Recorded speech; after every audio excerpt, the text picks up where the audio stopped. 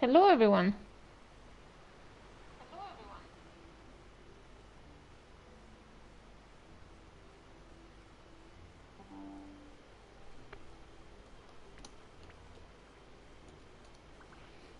Let's see. All right.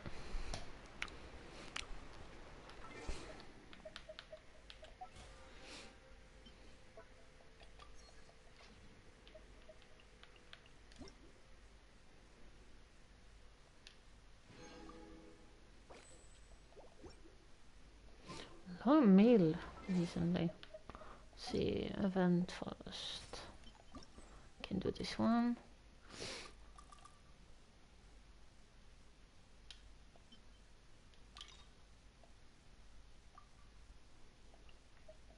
Frozen. Okay.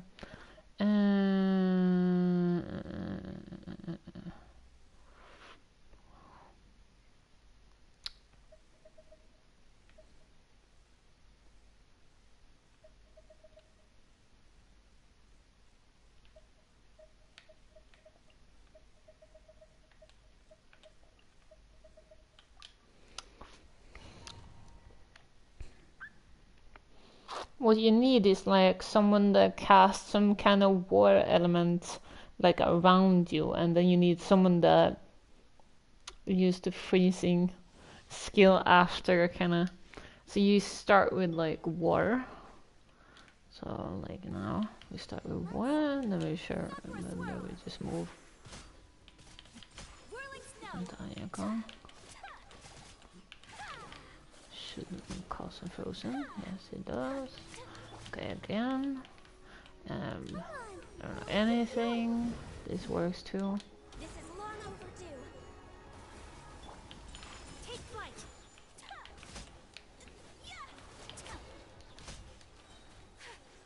Kamisato art. Sumetsu. No, my sword. My apologies.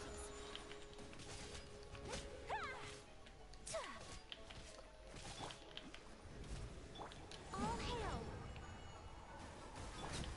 Take flight.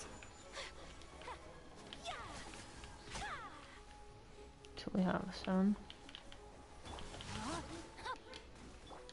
Embrace the ice.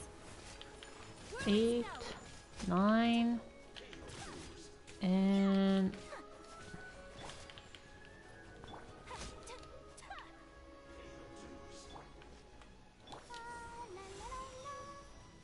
I thought we had 10 there.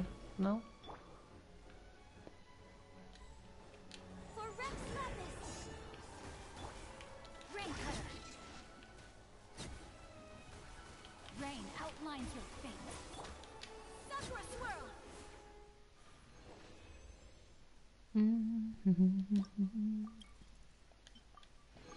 Okay, next one. This is going fast. Frozen again.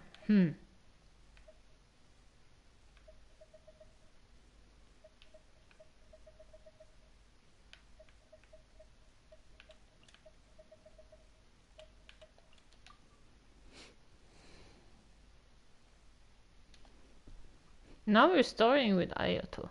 So there is not an ice character we're starting up with. Shake there, okay. Shake there. No.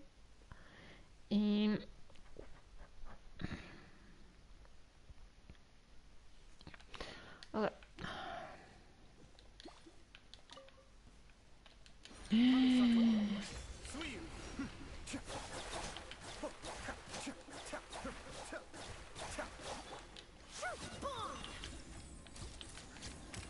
Hold that pose.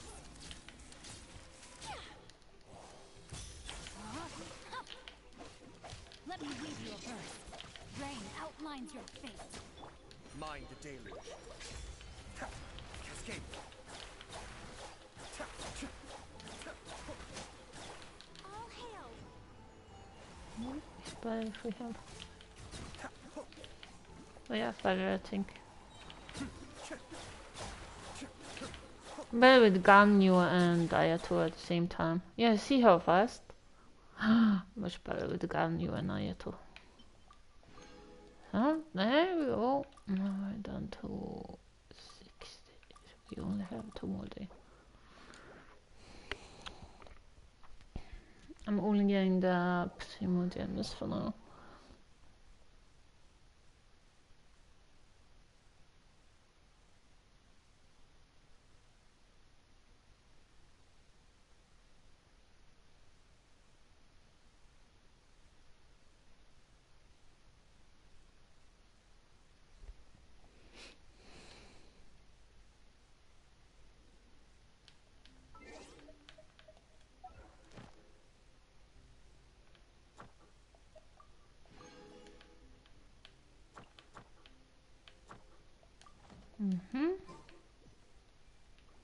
Alright.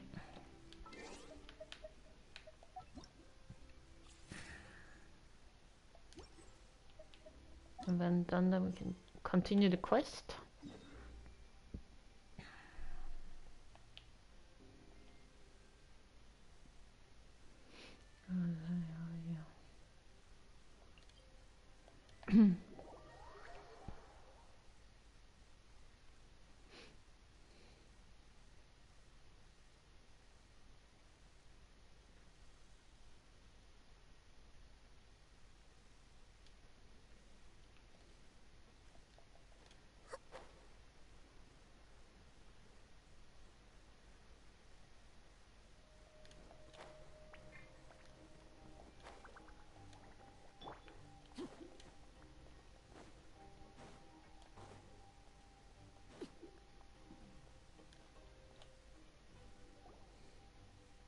Ah, head nurse. Got some extras for me? Just the one today. The serial number's on the lid. Sounds good. I'll make sure it gets delivered. Sounds like they're talking in code. Thanks for your help. Oh, it's no trouble at all. I only wish I could do more. You work so hard for all our sakes. I'd happily lose a little sleep if it meant helping you out. That won't do. If you reduce your sleeping hours any further, your health will start to suffer. All right. Nurse's orders. I'll do as I'm told. But you take care of yourself too.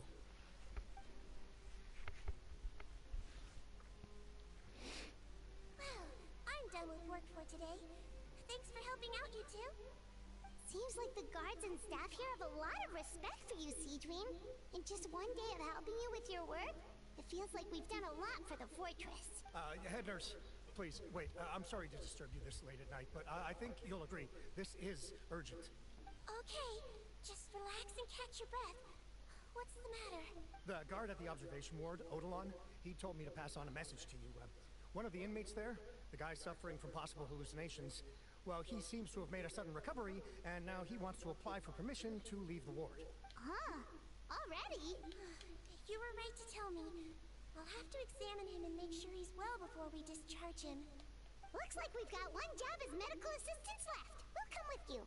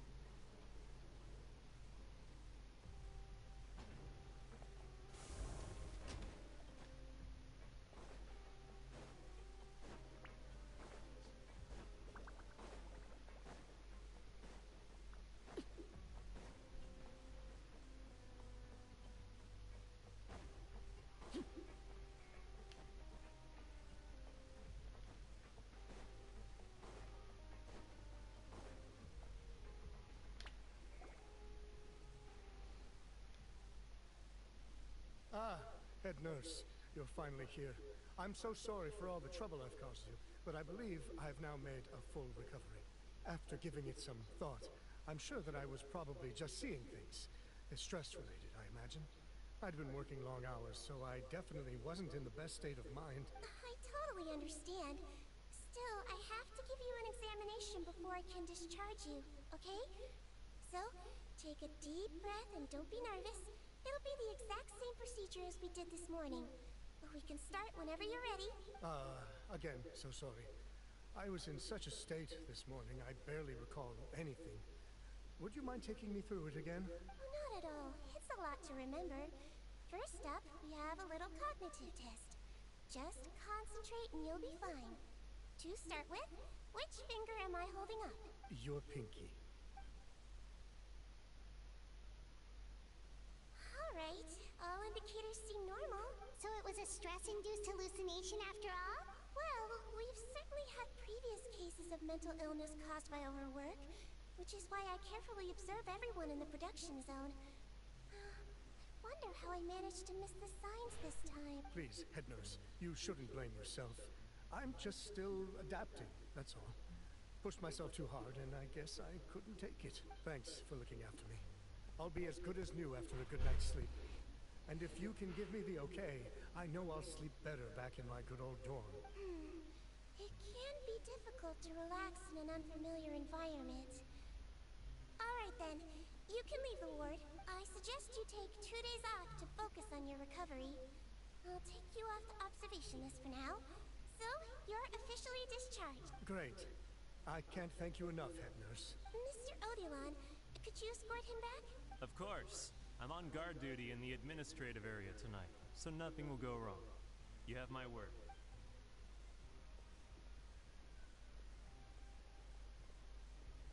Guess you're finally done for the day now, huh? Yep. But I still haven't gotten around to making that improved lotion for you yet. Oh, no rush! Seriously, it's super late now. You should go get some rest too. Well, tomorrow it is then. Good night, Traveler. Good night, Paimon.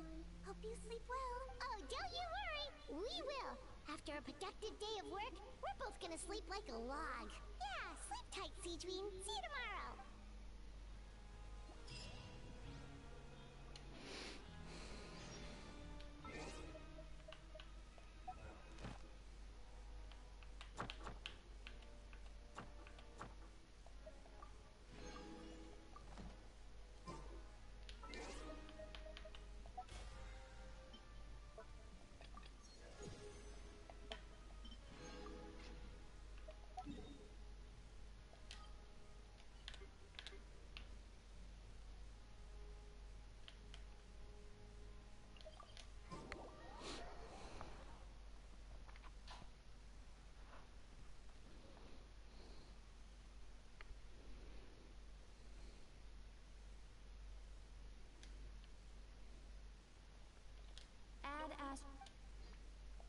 Thank you for Add Ast.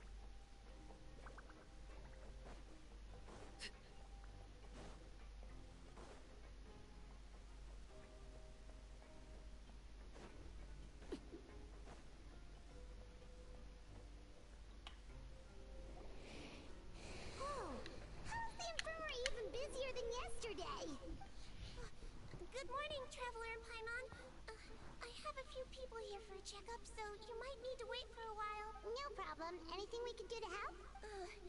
There's a bit of a complicated situation here. I'm still getting to the bottom of it myself. You have to believe me. I'm telling the truth. You're in a medical facility. Keep it down. Please, listen to me. I'm not Gascon. I'm Uy. You're a horrible liar, you know that? We get all your mugshots with the arrest warrants. It's clear as day that you're Gascon. You mean because of the way I look? I don't know what happened. I just woke up like this.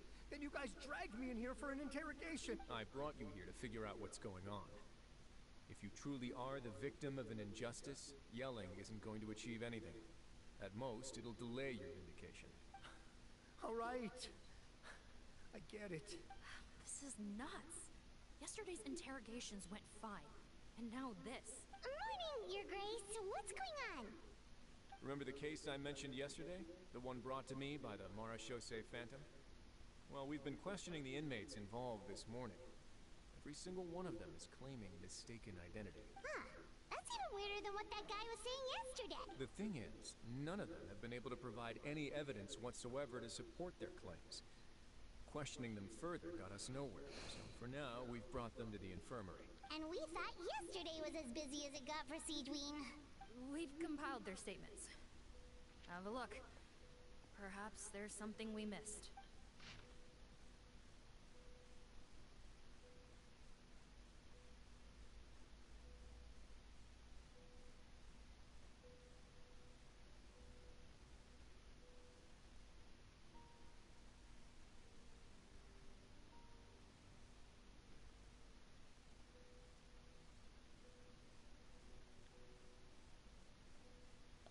Wait. Release? Interesting. The inmates they spoke of in their statements appear to all be due for release today. I noticed that too. If that's their plan, they're underestimating us a little. Every serious offender claims that there's someone else who just so happens to be due for release today. And they're expecting us to go along with that. All the more reason to be cautious. Lumberzar, check the release list for today and make sure no one gets processed. We're gonna need an excuse, though. Just say we're out of forms, and that we're furiously printing more as we speak. I'm on it. It's conceivable that our group of serious offenders somehow found a way to switch places with inmates who are about to be released, so they can walk out right under our noses. We did consider that possibility.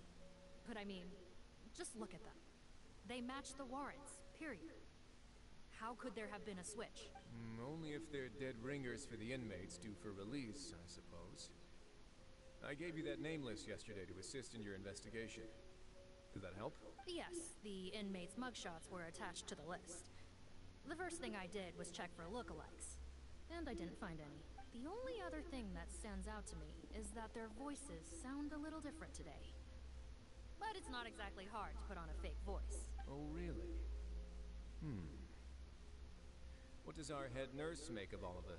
Give me a moment. I think I have a way to confirm whether there's been a switch. I know, it's not time to change your dressing yet, but please bear with me. Huh? Isn't that the guy from yesterday? This should be Honore. He has very severe facial ulcers, which require an operation in the hospital at the Court of Fontaine. I authorized him to leave the fortress for medical treatment under guarded escort. Yes, like I told you. I'm not Putton. I'm Honore. So there has been a swap. Well, I can see what happened in Potten's case. But how do you explain the other inmates? You're not telling me their souls switched bodies, are you? No, I believe it was their faces that got switched. The method is a bit like replacing a tooth. Take the bad tooth out, put a false one in. And actually, I think I can prove it to you. Traveler, Paimon, do you remember Eric from the other day? Yeah, sure do. Then you can be my witnesses. To start with, please fetch the inmate who claims to be Eric.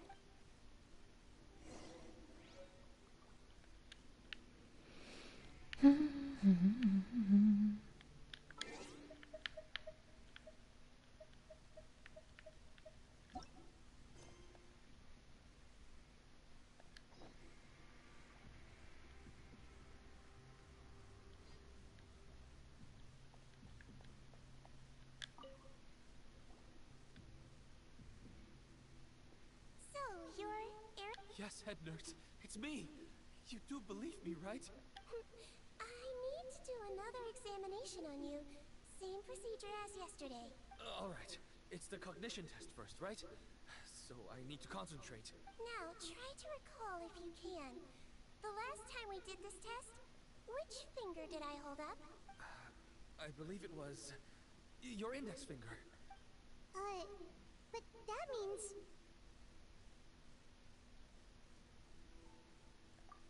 Huh? So, basically, last night the Eric who said he saw another him suddenly recovered and applied to leave the observation ward. Sijuin did another test before letting him leave, but that time she held up her pinky finger. Huh? I don't know about any test last night. There was nothing to do in the observation ward, so I went straight to bed. Then I somehow woke up in a high-security cell. Well, in that case, there is a reasonable explanation for the strange events of the past 2 days. So, what exactly happened? The gang of serious offenders wanted to break out of prison, so they identified a group of scapegoats, namely inmates whose terms were almost up, and planned to switch appearances with them. Last night, when Odilon was on duty, they ambushed him and had one of their groups switch appearances with him using their face-swapping method. That allowed them to avoid scrutiny from the other guards. Then, once all the other inmates were asleep, Odilon spent his night shift carrying out the remainder of their switcheroo plan. However, they made one mistake. Henri changed his appearance to match Eric's earlier than he should have done, and ended up being spotted by the real Eric. Real Eric came to the guards for help, but we didn't know then what we know now. So we put it down to hallucination and sent him to the observation ward. However, since one of the gang members was posing as a guard, they simply changed real Eric's appearance and had their Eric take his place, muddying the waters even further. Right, because I put Eric on the observation list by then, and no inmates on that list can be processed for departure until I've discharged them. Hence why the imposters had to pull that little stunt to get fake Eric off the list. Yeah, it all makes sense now. The Duke cracked the case. Well, I can't fault the reasoning. But I'm afraid that we ruled out the possibility of face switching very early on in this process. Criminals altering their facial appearance to commit crimes is nothing new. In fact, one of the explicit duties of the Melazines in the Marechaussee Phantom is to identify criminals in disguise. We carefully examined all the suspects, and there is no evidence that any means of disguise were used in this case.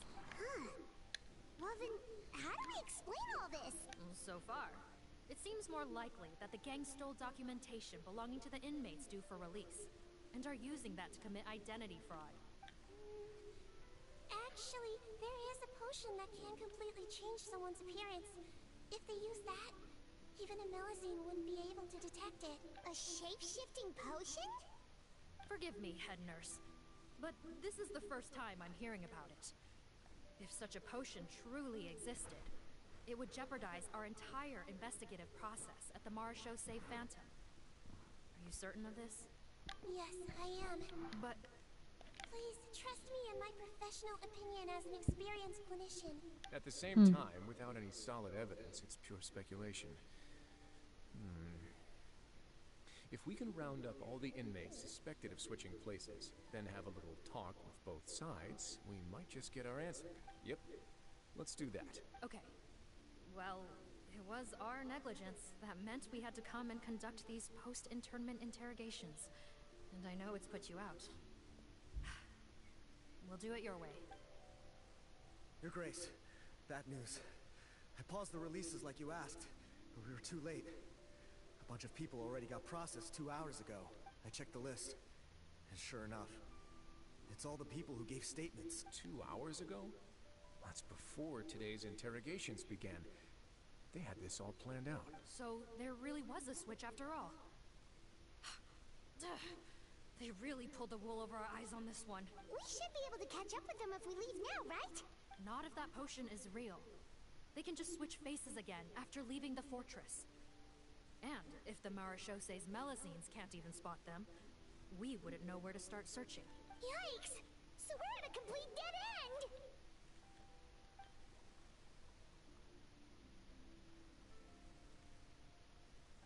Well, technically there is one more lead we could follow up on. We were only able to arrest this gang thanks to the help of a researcher from the Fontaine Research Institute. I believe his name is Rawat. Oh? Rawat?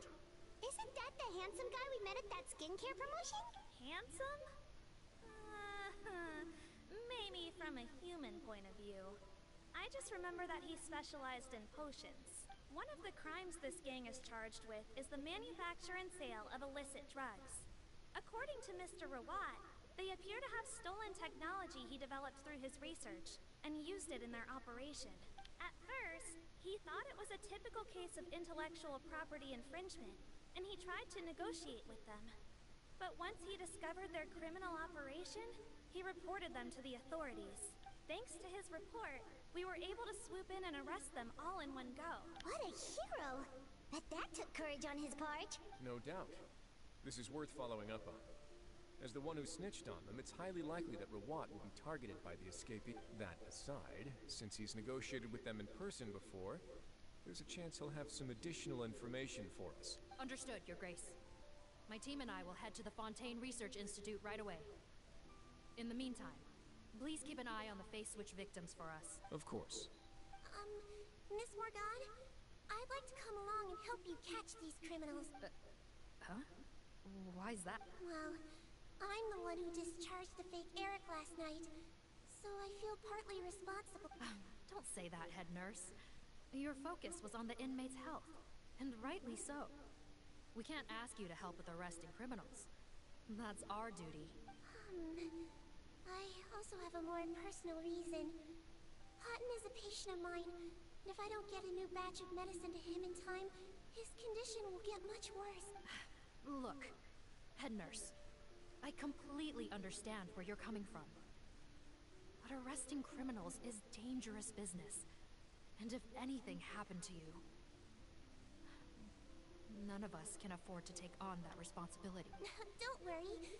I can defend myself just fine.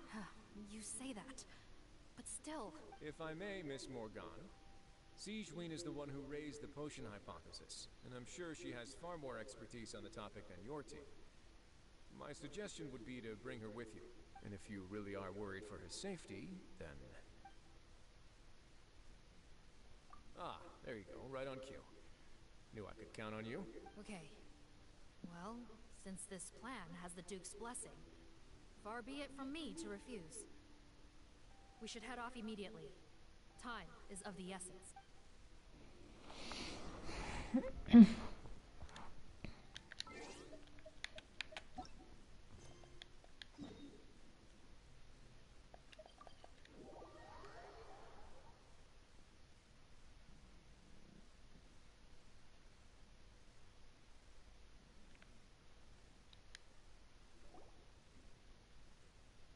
Greetings.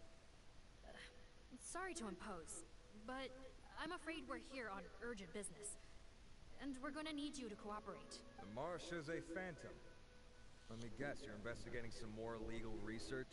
Not this time, no. We're looking for a researcher. Do you know where we might find Mr. Rawat? What? Oh yeah, Mr. Handsome, right? He actually doesn't work on site here very often. There's a handful of researchers in the nearby area who know him pretty well, though. Let's see what they know. Just a handful? Paimon figured he'd be the most popular guy around. Well, I guess you could say he's popular, at least on a superficial level. He's blessed with good looks, so he tends to make a good first impression on people. But in all his time here at the Fontaine Research Institute, I don't think he's ever had a single deep conversation about his research with his peers. That's no way to make real friends around here.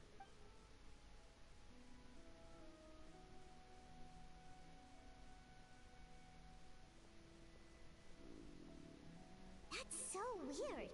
He definitely didn't come across like a recluse at that product promotion. I don't find that weird at all. He definitely didn't strike me as the kind of guy who's good at making friends. Really? Paimon couldn't tell. Must be a Melusine perception thing. Okay, we should talk with his acquaintances. But we also need to check the Research Institute for any clues. Let's split up. It'll save us some time. Sure thing. We'll go ask around among the other researchers with Siegeween. Paimon's certainly kind of curious to know what everyone really thinks of him.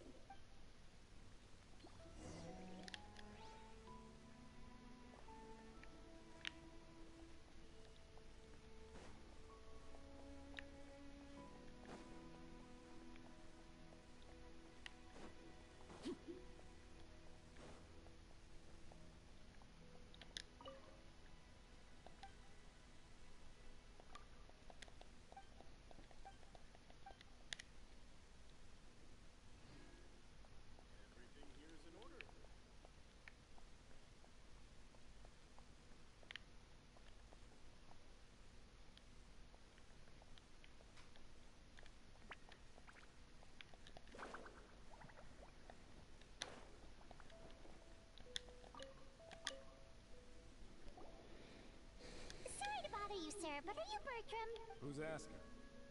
Just some concerned citizens helping out the Marashose Phantom with an investigation. We'd like to ask you about Rawat's whereabouts, if that's okay. We're told the two of you are pretty close. Not anymore, we're not. Turns out we don't see eye to eye. Oh yeah? What happened? The thing about us researchers is, most of us do what we do for some sort of higher purpose. But not Rawat.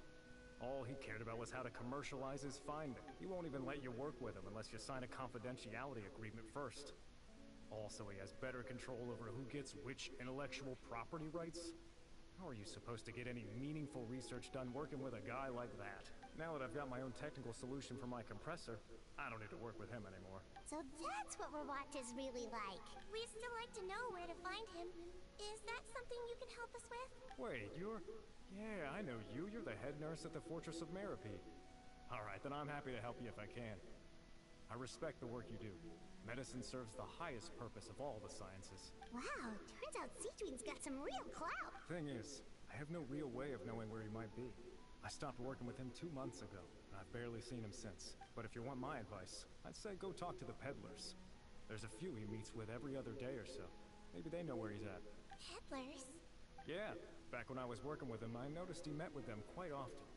Wouldn't surprise me if they were involved in some shady business together. Because it seemed like they went out of their way to avoid discussing anything in my presence. The little I overheard was about manufacturing and selling pharmaceutical drugs. Like I said, he's all about the money. Drugs? Doesn't he work with skincare products? Do those count as drugs? Who knows? I never cared to find out. He's the morgue rubber, not me. Thank you. You've given us plenty to work with. Welcome. Goodbye, and may we both reach new heights in our scientific endeavors.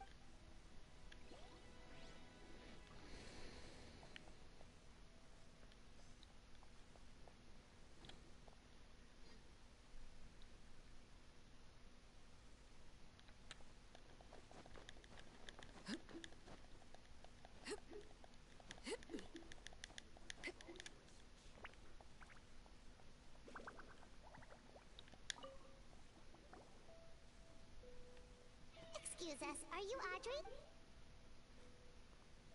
That's me. What is it? Are you close friends with Rawat? We're trying to find out where he is. Close friends? You mean because I told him I had feelings for him once? I doubt I'm the first or last at the Institute to make that mistake. Why would you single me out as a close friend? I should have known, really. Men like him, they just enjoy being surrounded by fawning women. They're not interested in a serious relationship. Okay. We were just kind of wondering if you might know where we can find him. Why would I know where he's at? I barely know him, and he probably doesn't even remember me. Ugh, this is getting annoying. Shall we go ask someone else?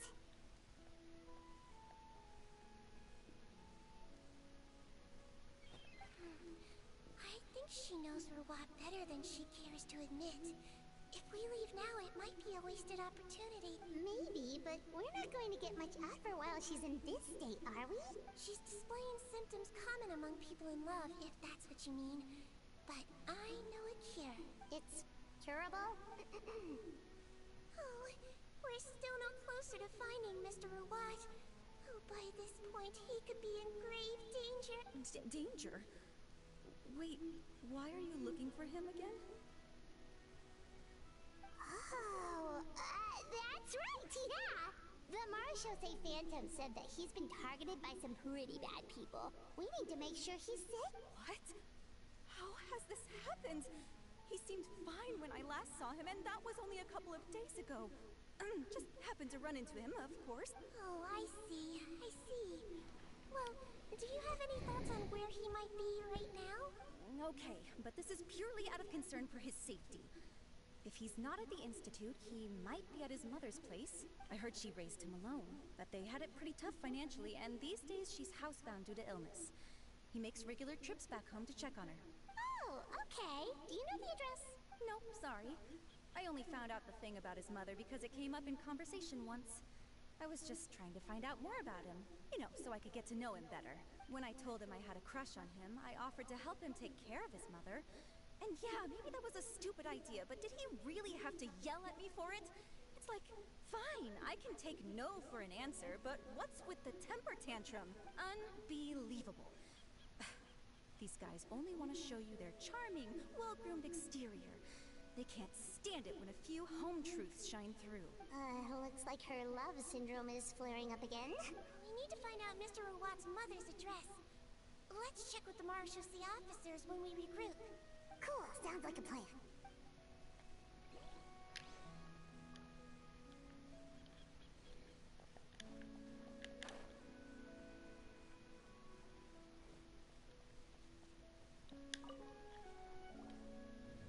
Hey there, are you in Teep?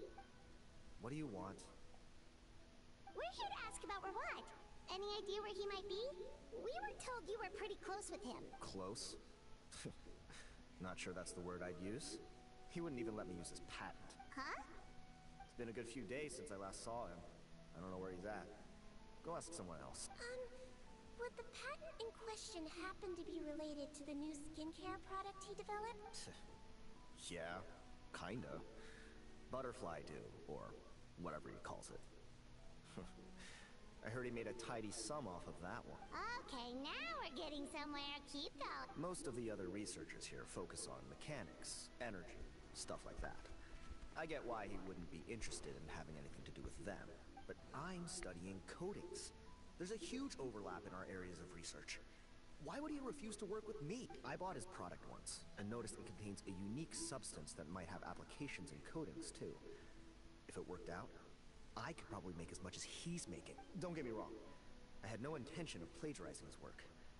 I was hoping to get official permission to use his findings in my own research. Followed the proper procedure. It was all above board. I would have had to pay him a license fee and everything. But despite that, he turned me down not once, not twice, but 3 times. It's like he's vehemently opposed to the idea of anyone else making the kind of money he does. Huh. So is Rawat antisocial, or is this guy just jealous? Well, it doesn't look like we're gonna get any info about Rawat's whereabouts from him. Let's go. Wait, 1 second. Mr. Antip, next time you go shopping, you should buy some Buell fruits.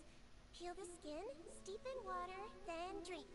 It'll help calm your mood. Huh? Yeah. Thanks. Well, that's all 3 researchers. Let's head back to the meetup point.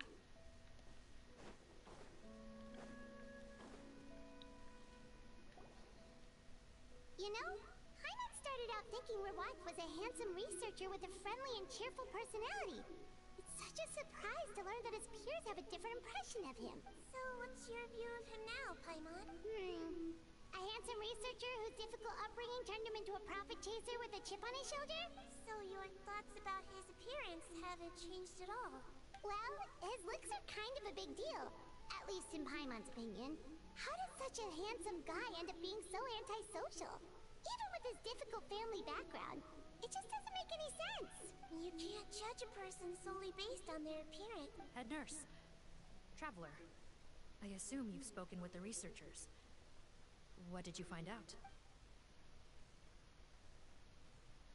Bertram mentioned Rawat's involvement with some pharmaceutical merchants. Do you know if he's registered any pharmaceutical brand? Since he was a whistleblower on such a huge case, I ran a background check on him. I don't remember there being any brands under his name. How strange. If he was so focused on commercializing his research and averse to sharing his technology with others, why wouldn't he have registered his own brand? Maybe he and his business partners needed to avoid public scrutiny? You think he may have colluded with the gang? Well, the crime was manufacture and sale of drugs, and that would certainly be in his wheelhouse.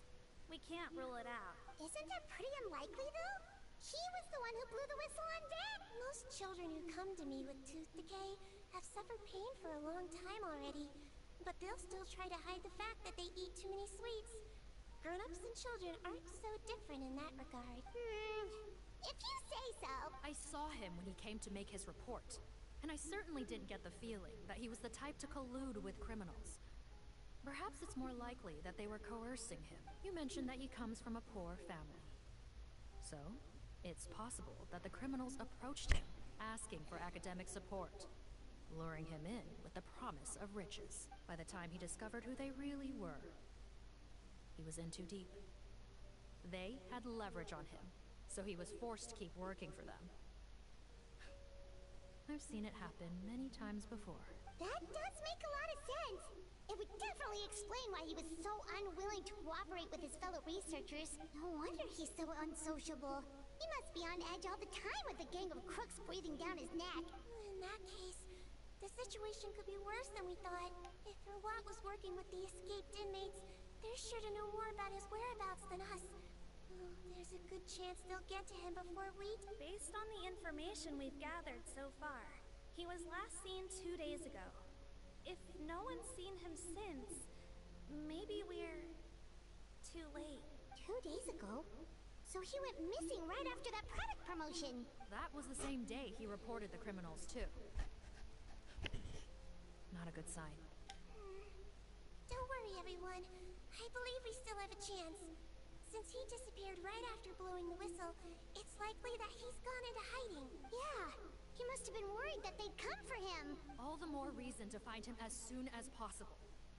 The only lead we have at the moment is his mother's house, which you mentioned earlier. See, think you can find the place? Yep. When you register a brand, the Court of Fontaine requires you to provide a legal address. The one Rawat wrote down was in the outskirts of the city. That should be the place. Okay, then there's no time to lose. Let's move.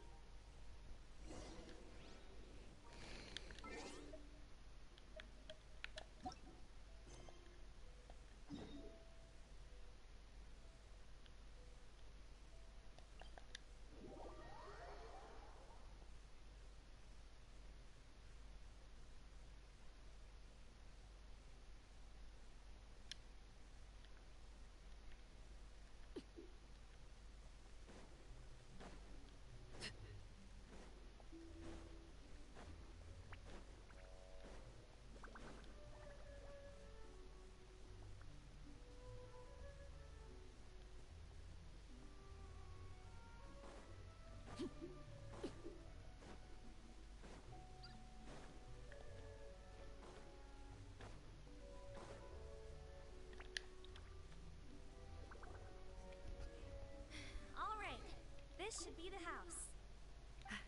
Okay, I'll knock.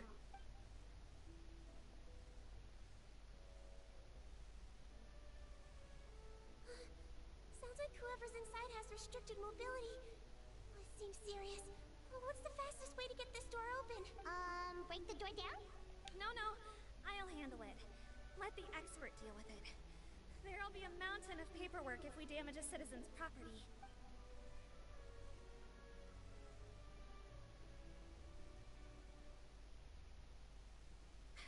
Calm down. Deep breaths. Remember your training. Control your strength. And... it's open! See, take a few people and lie in wait. Keep your eyes peeled for any activity around the house. The Traveler, head nurse, and I will go inside.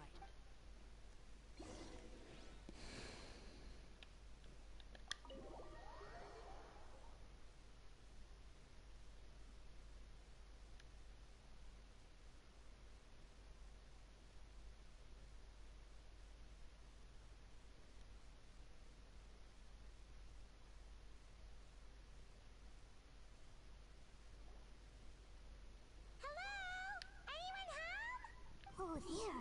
On the bed, there's an old lady. That's gotta be Rawat's mother, right? She doesn't look like she's in any state to be answering our questions, though. We could try, but she is very ill. We mustn't force it. Well, doesn't look like Rawat's here. She's the only one we can talk to. Yep. Allow me. Hello, ma'am. Might I ask if you're Rawat's mother? We are trying to locate him. Hard of hearing, perhaps. Does anyone have a picture of Rawat? I have one here. I'd like to show you a photo, ma'am. Is this your son? Do you know where he is? Looks like this isn't gonna work after all. Well, looks like we're out of leads. If Rawat's not here, things are looking very bad for him.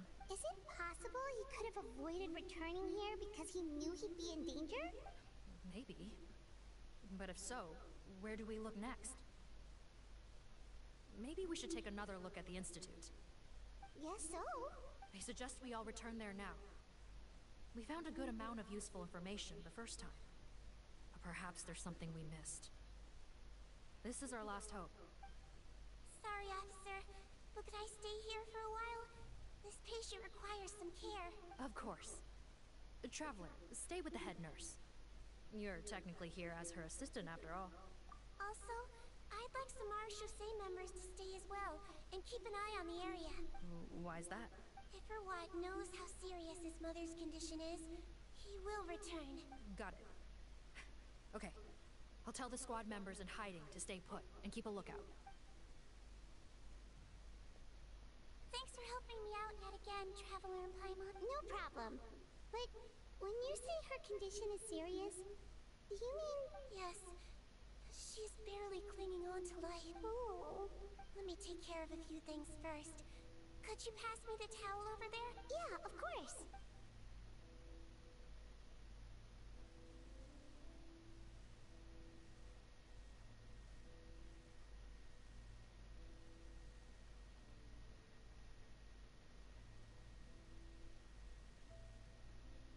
I can tell that her family has tried a lot of different treatment methods, including some very expensive medicines. Unfortunately, her condition is so multifaceted that a recovery looks all but impossible. Seedwing. Paimon bets being a nurse must be pretty tough at times like this. Yes. It makes me a little sad. In a Melusine's eyes, a human's birth, aging, sickness, and death are as much a part of natural law as sunrise and sunset. But human medicine can defy that law to some extent. In that sense, it is a science of miracles. That is why I became fascinated with it in the first place. But it was only after I truly became a doctor that I realized miracles don't always happen. Even the greatest doctors cannot cure all diseases. Seedwing. But don't worry about me, Paimon. A doctor's duty is not to cure all diseases, but to treat whatever ailments they can. At the very least, I can lower her fever. That way she'll suffer less. And she might even be able to see her son. Yeah. All the more reason to find Rawat as soon as possible, even if we don't catch those crooks. Oh, her fever is getting worse. Could I get some hot water? Sure, we're on the case.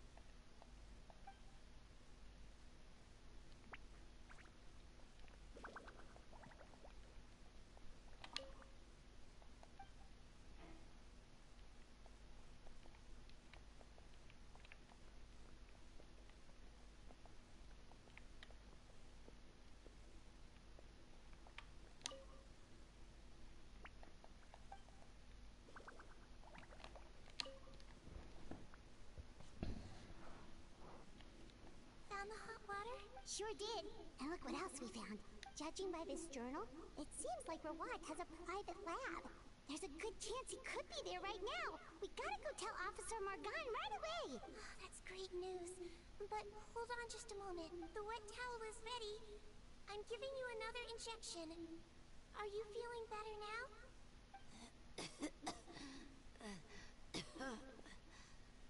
It's all right. We'll go bring him back. Please hang in there. Thank you.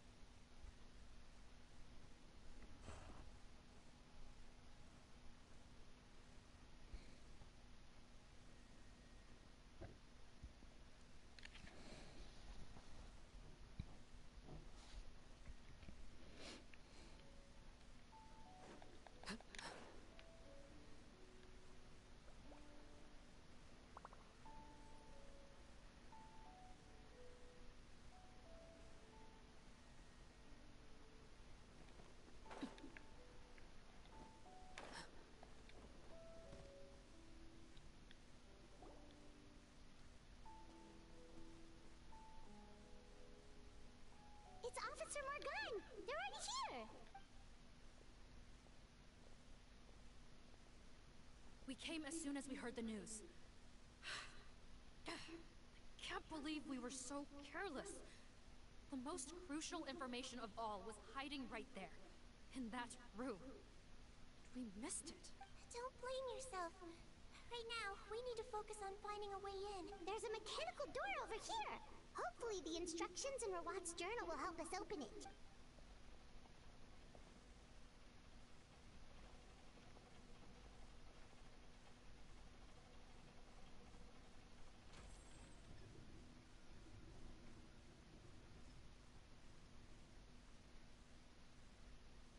It's open. Let's go in.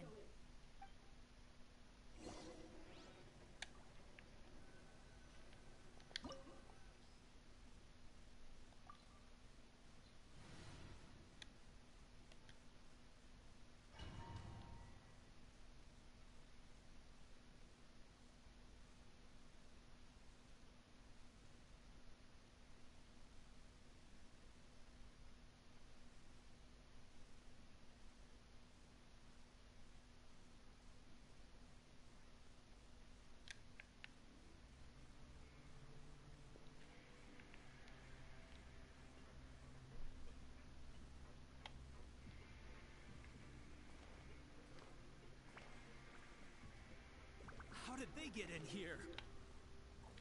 Captain, up ahead! Those look like our fugitives! So they found this place too? Don't let any of them escape!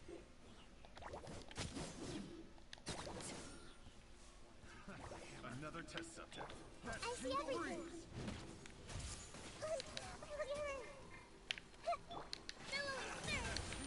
Allow me.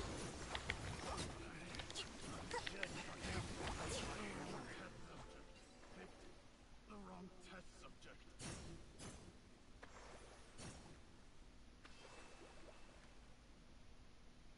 Captain, according to our list, many of the fugitives aren't accounted for. There may be others hiding deeper inside the facility. Ah, so these guys were just the lookout crew. The Marashose Phantom! How did they find this place? Wait, it's that guard from the fortress. That's right, I'm on your side. I mean, the Duke sent me. What's the matter? Some sort of mix-up? Mr. Odilon, didn't I tell you a few days ago that you need to stop all field work until you've recovered? Ah, well, you know, gotta help His Grace out. Share the load. Officer Morgan, this man is an imposter. The real Mr. Odilon has no recent health issues. What? But Looks like the head nurse was right about the face-swapping method. Arrest them all! DuPont, stay here and keep guard. And watch the exit. If we're not back soon, call for reinforcements. got it.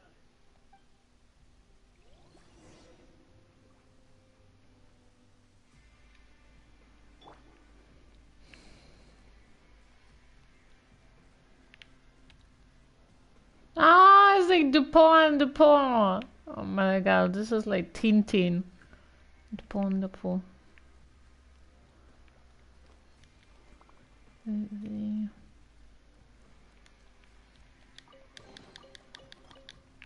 No chest.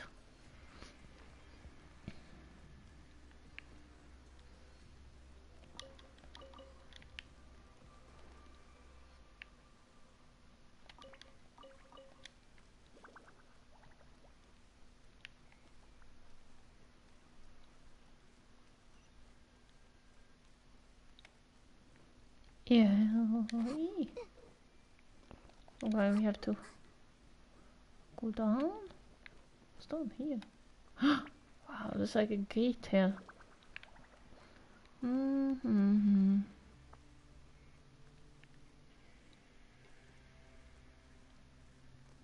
Nothing here. Oh, okay.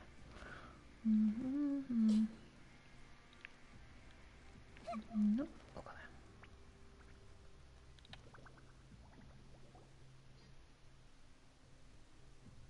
So many jars. Was this some sort of production facility? This scent. It's probably the ingredients used to make butterfly dew.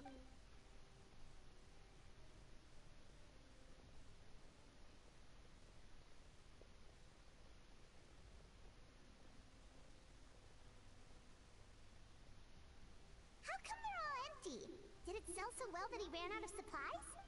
How strange. Why would Rawat choose to manufacture a popular product like that in such a difficult-to-reach location, given our suspicion that he may have been coerced into the illegal drug trade?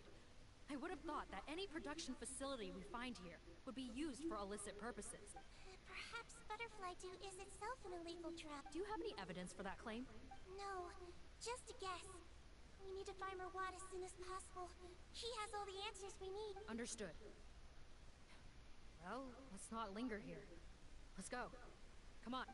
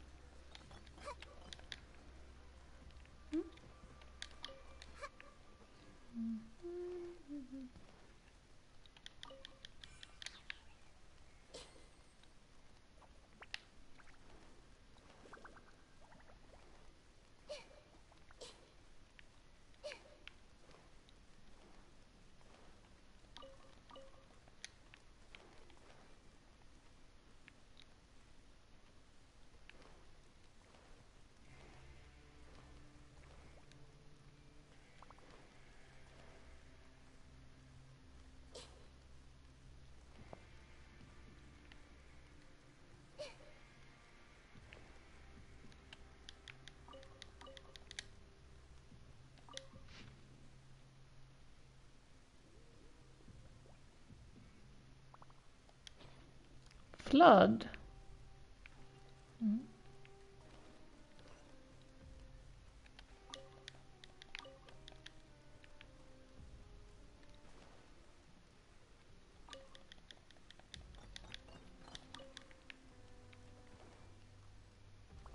Doesn't look like we're gonna get this door open. Let's find another way around.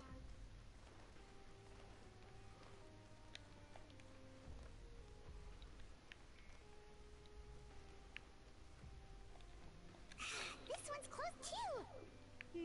What's with those carts and tracks? Oh, maybe it's one of those doors that opens when it senses cargo passing through. There's a loaded cart right over there. Let's bring it to the door and give it a try.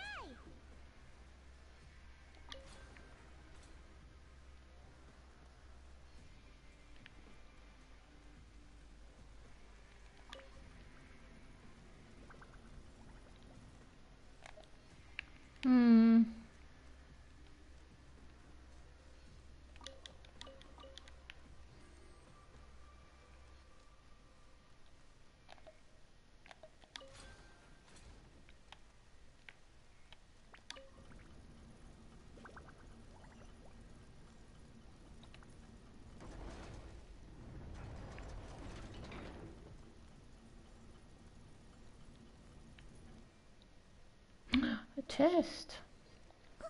My no, I can't get in there. I have to get down somehow. Oh.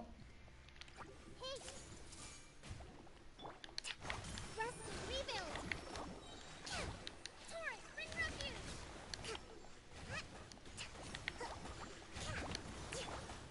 I see everything. That wasn't very nice. I swear, it's for medical research.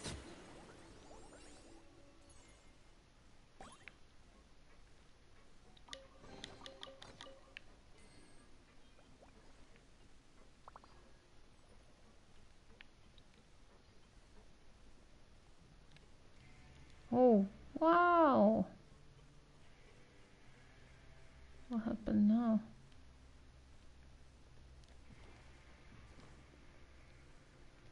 Don't slip and fall.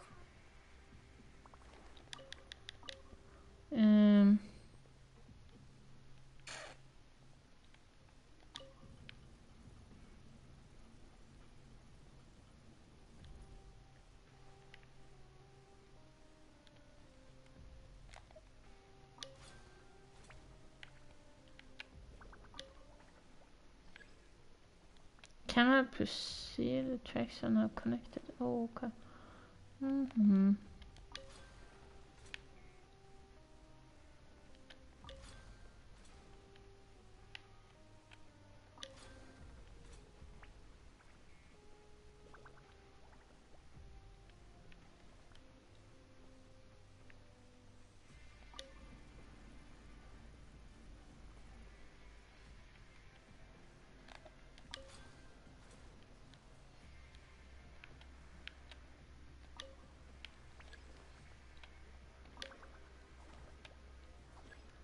Oh, we need to get this car out of the way first. Okay. So, let me see. Like this, and then this one needs to get out of the way.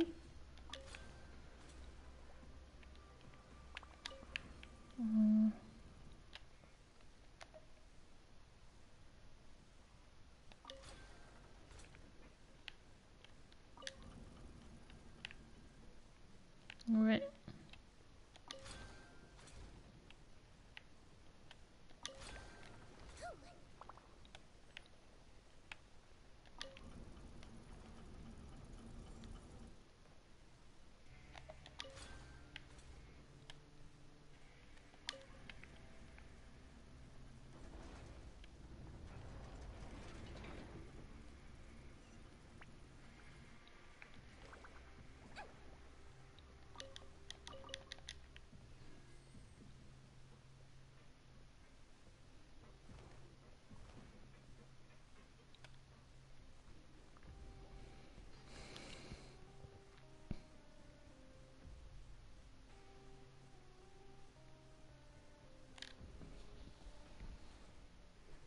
This room's much smaller than the others.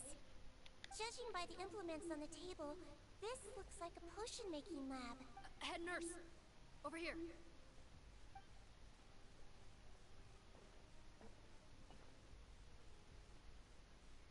Let's see. Huh? Robot's clothes. Why would he change here? Perhaps they stripped him down, left the clothes behind, and disposed of him somewhere else? Yikes, Deedween, where did that come from? Oh, what a tragic way to go. Especially with such a bright future ahead of him.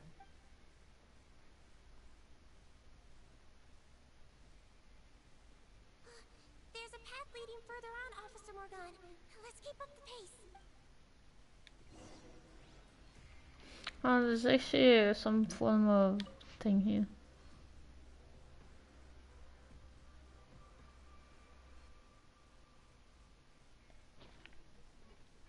Oh. Don't slip and fall.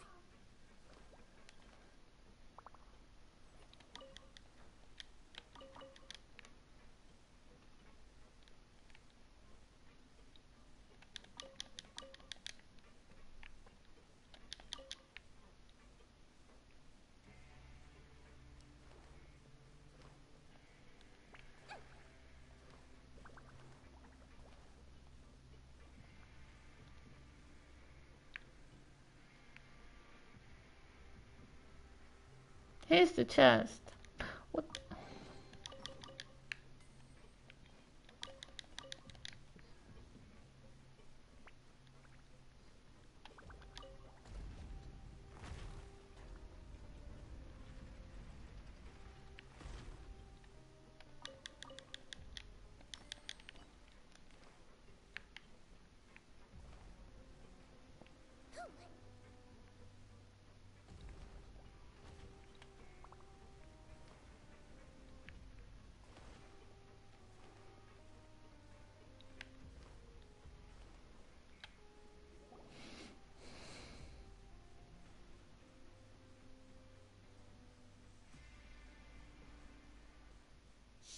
There's a whole bunch of people in there.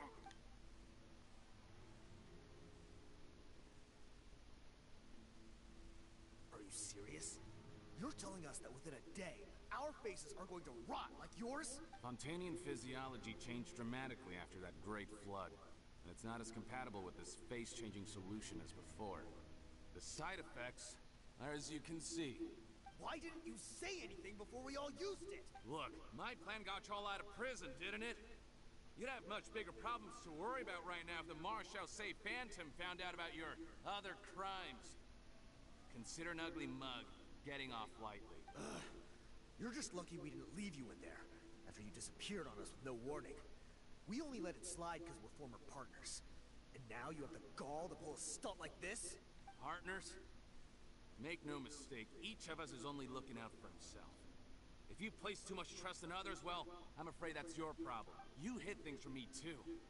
Remember how you each had a spare potion? You kept quiet about it until we planned the prison break? Oh, and you didn't have have a secret spare? Then do you want to explain how you melted your face off before all this? Guys, that's enough. Calm down. It is what it is. Arguing won't change anything. What's the plan, Parton? I'm assuming you brought us here for a reason? There is no plan. We followed him here on the promise of more juice.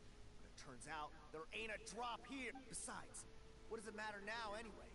He already said, even if we did get our hands on more of that stuff, switching faces again solves nothing. They're still gonna melt off eventually. I said enough arguing!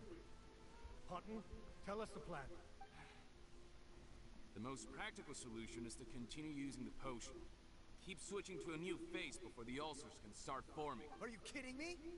This stuff was hard enough to get a hold of even when we had a supply. Now you're asking us to use it like skin lotion, after the flood all but wiped the supply out? Well, there is another option. But you'll have to make a deal with me first. Okay, now we're talking. What's the deal? I have a document I took from that researcher that details how to make a replacement. Just give me one bottle of the undiluted fluid, and I'll get to work. What's the problem? I thought you always kept reserves. Or do you really just have one spare bottle? What do you think? That we were shipping them into the fortress of Meripede by the basket? Well then, say hello to never showing your marred faces in public again. Ugh, I've heard enough! Get him! Let's see if that document even exists! Freeze! Marechaussee Phantom! What? Who let them in? Officer Morgan, before anything else, please find out Rawat's status. What? I don't see him. Hand over the hostage now, if you want any chance of avoiding an extension to your sentences. Spare us your condescending attempts to coax us back to our cells. You think we're looking to negotiate? Rawat is dead. Hutton? Arrest them all! Don't let anyone get away!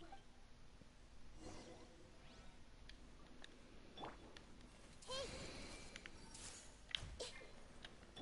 Glaze over. This is where you fall. Overruled!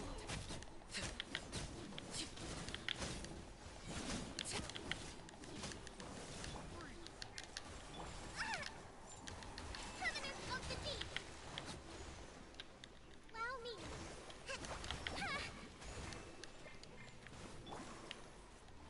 This way through a little. Laid bare. Everlasting as the moon! I see everything. This is long overdue. He might be a little pissed.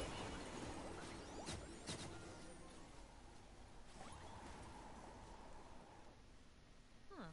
Gotta say, I never expected to see the head nurse in combat. Some patients respond better to a more aggressive treatment plan. Did we get everyone? Captain, we finished the head count. Potton's missing. Over there! The door's closing!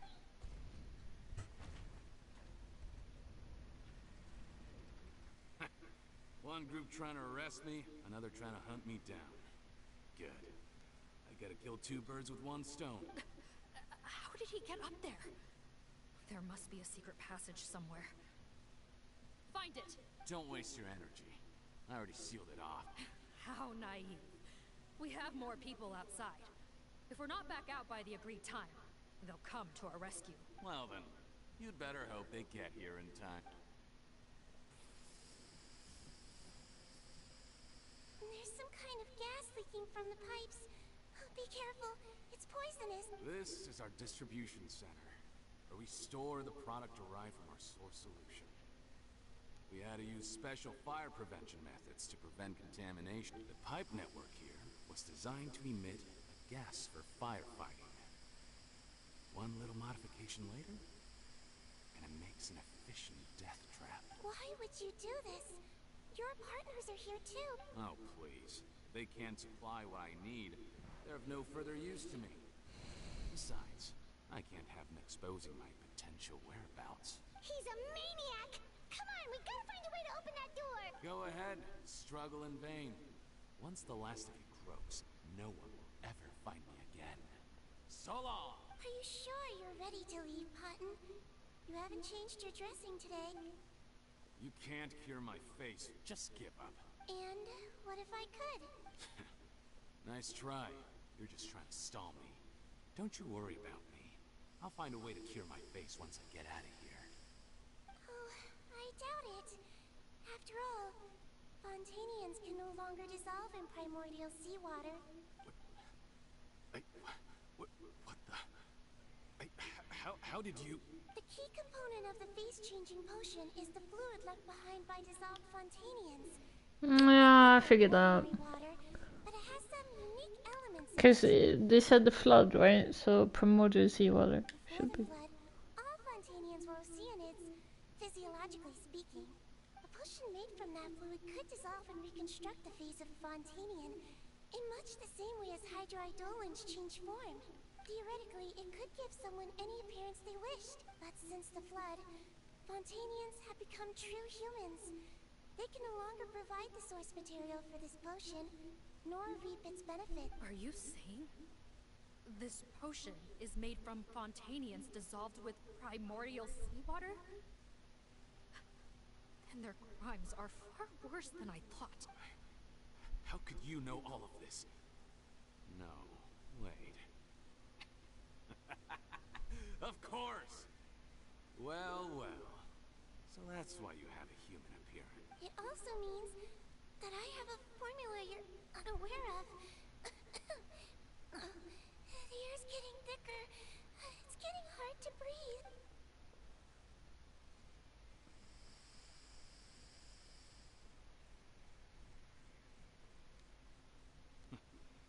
I might get to make a deal today after all. Alright, keep talking. How do you intend to give me the formula? Oh, it's not a formula, but a finished product. I have a bottle of it right here. What? When I tried Rawat's skincare product, I noticed it had a certain special component in it. So I had my friends gather some other ingredients for me, and sure enough, a little experimenting later, I'd produced the potion. I'm guessing his skincare lotion contains the fruits of your joint research? Huh. Impressive guesswork. Yeah, we were his supplier for some of the raw ingredients. But it only contains a tiny amount of the active ingredient. The effect is minuscule compared to the undiluted fluid. Well, I found a way to reverse the dilution process, giving the skincare lotion a similar effect to the fluid it is derived from. That's impossible. If I tell you some of the ingredients, I think you can figure it out. First, you need to combine tainted hydrophantasm tissue with transoceanic pearls at a ratio of around 3 to 7. Tainted hydrophantasms and transoceanic pearls. I see. Can't believe I never thought of that.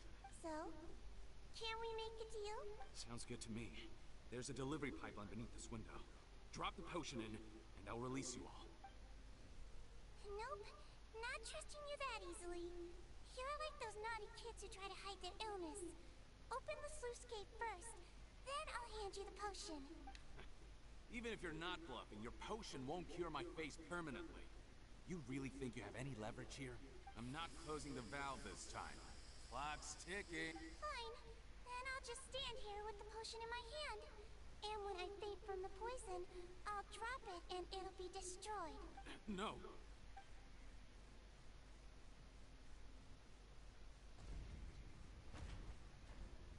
It's open! Disable that sluice gate! Jam it! Don't let it close again! That's more like it. In that case, a promise is a promise. Head nurse, there's too much poison gas in here. We have to leave, now!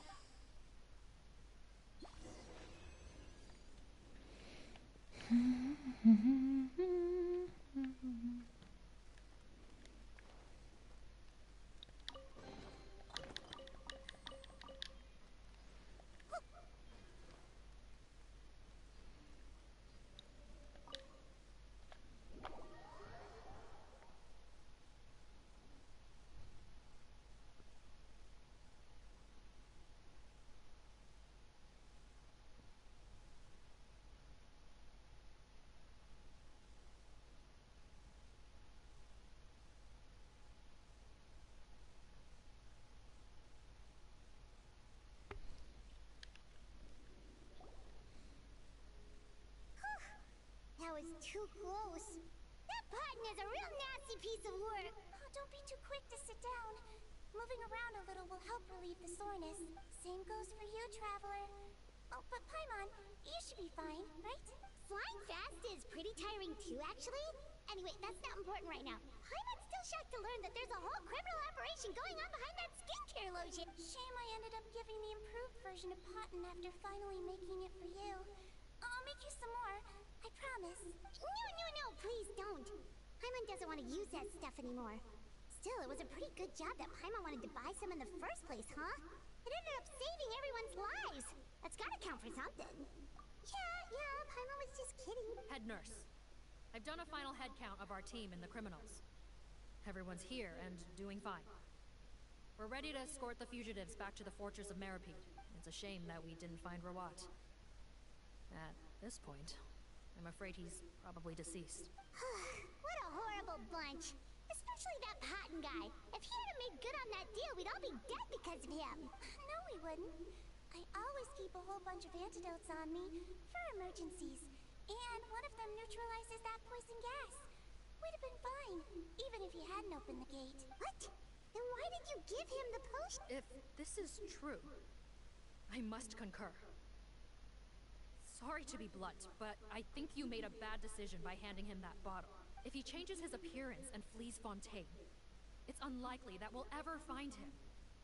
No matter how cooperative his accomplices are when we question them. No, you don't understand. I gave him the potion precisely so we could be sure where he'll go next. What do you mean? Oh, we gotta hurry. She won't last much longer.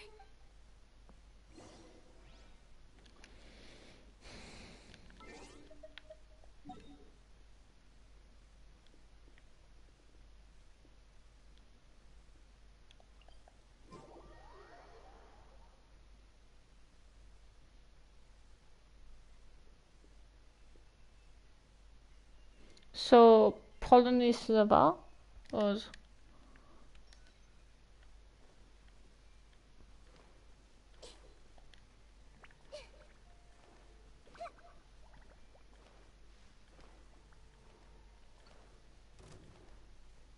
oh wait, what am I thinking? I don't know. But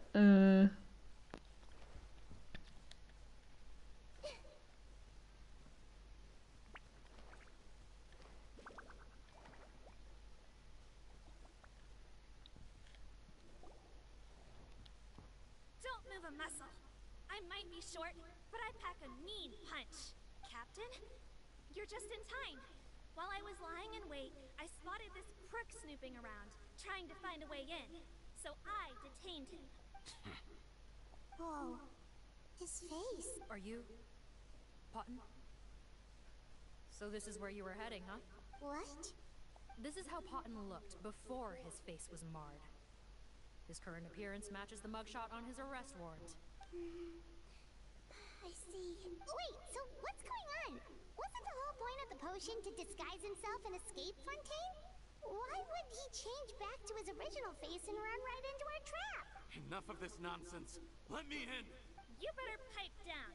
There's an old lady in there who's very sick. No way are we letting a crook like you inside.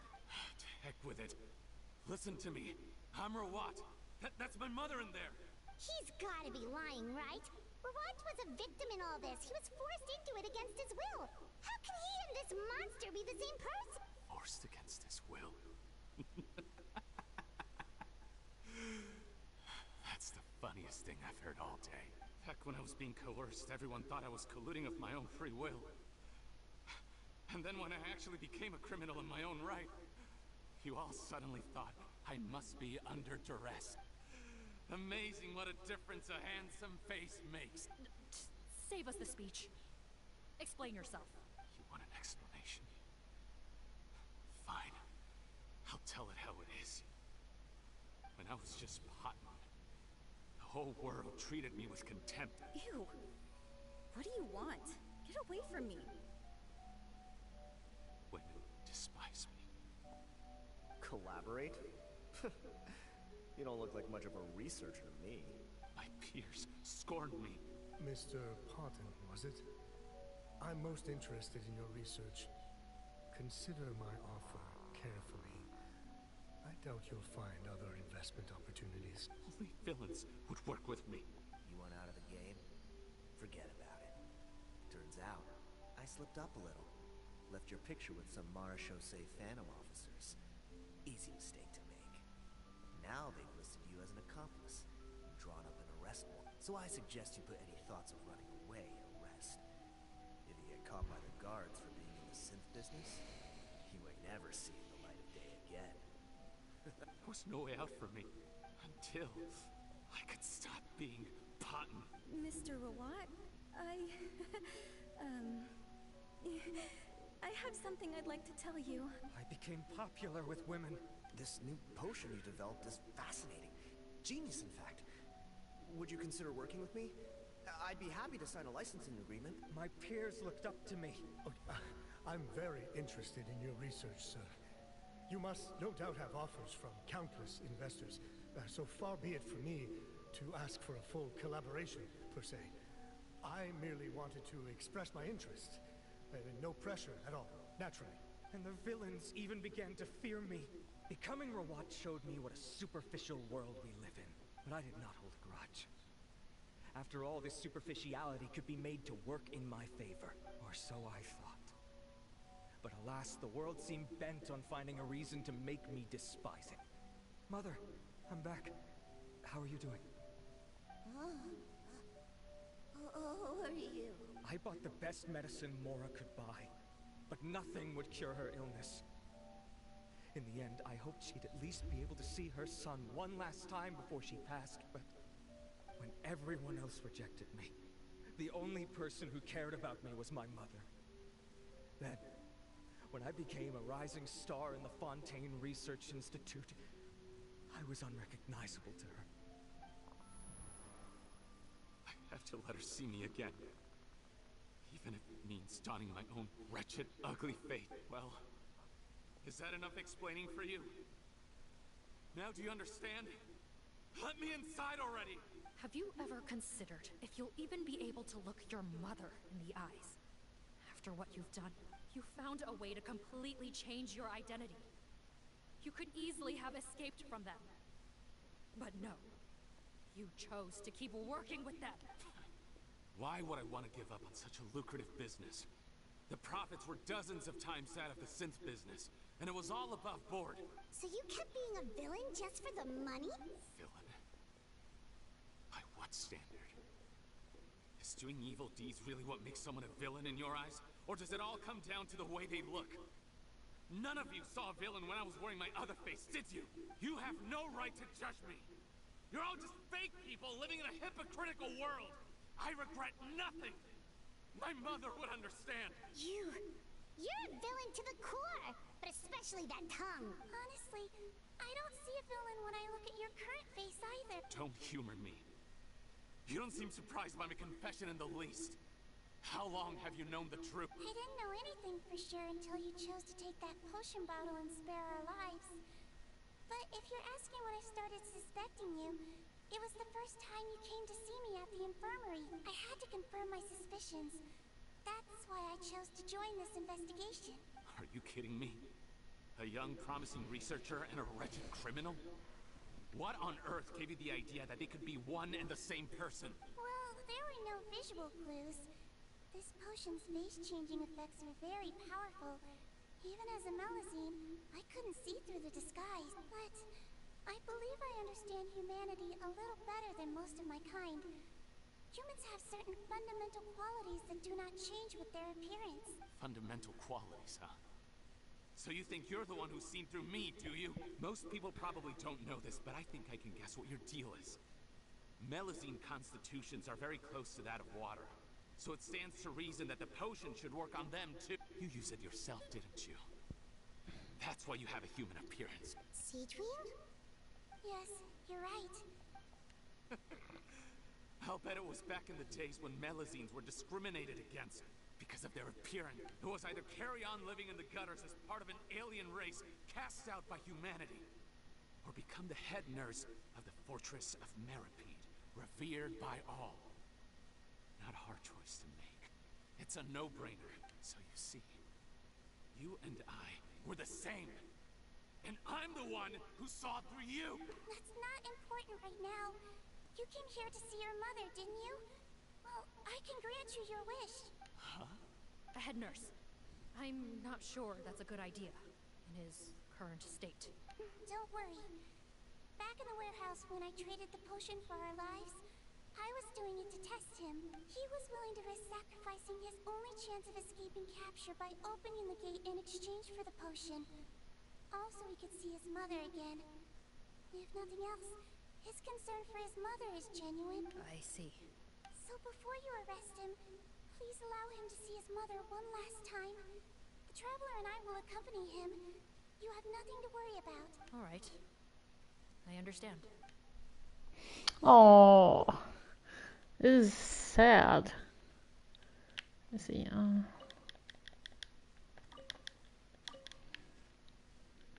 Sad story.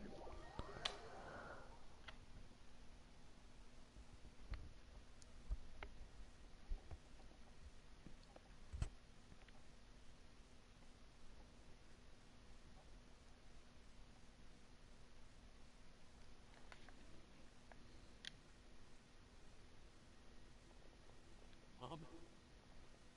It's me, Cotton. Your son. You recognize me now, don't you? Mom, what's wrong? I'm sorry, but I have some bad news. I examined your mother last time we were here, and it appears that due to her prolonged fever, she's lost her eyesight. What? Your appearance no longer has any bearing on her ability to recognize you. But there are always other ways to remind our loved ones who we are. Wouldn't you say? No, it can't be. Please, Mom, open your eyes. It's me, your son, Cotton. If you really can't see my face, then here, take my hand. Tell me you feel your son's hand. I've done so much to get to this point. Please, you have to recognize me. No. The temperature of his palm must have changed. I'm sorry. It seems I couldn't bring him back to you after all.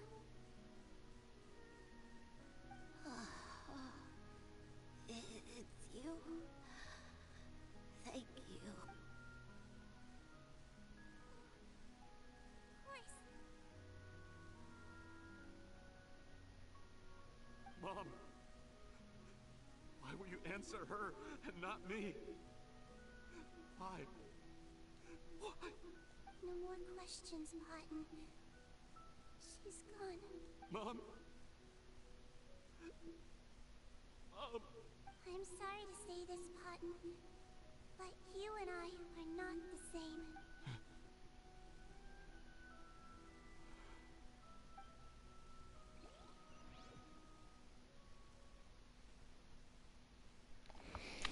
Yep.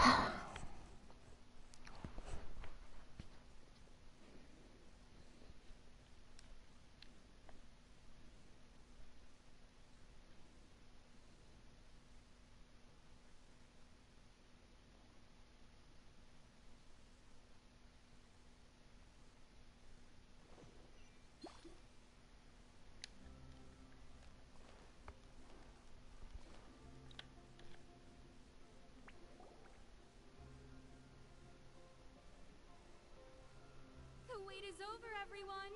The sale of our new skincare product, Romaritime Essence, will now begin. Another skincare promotion!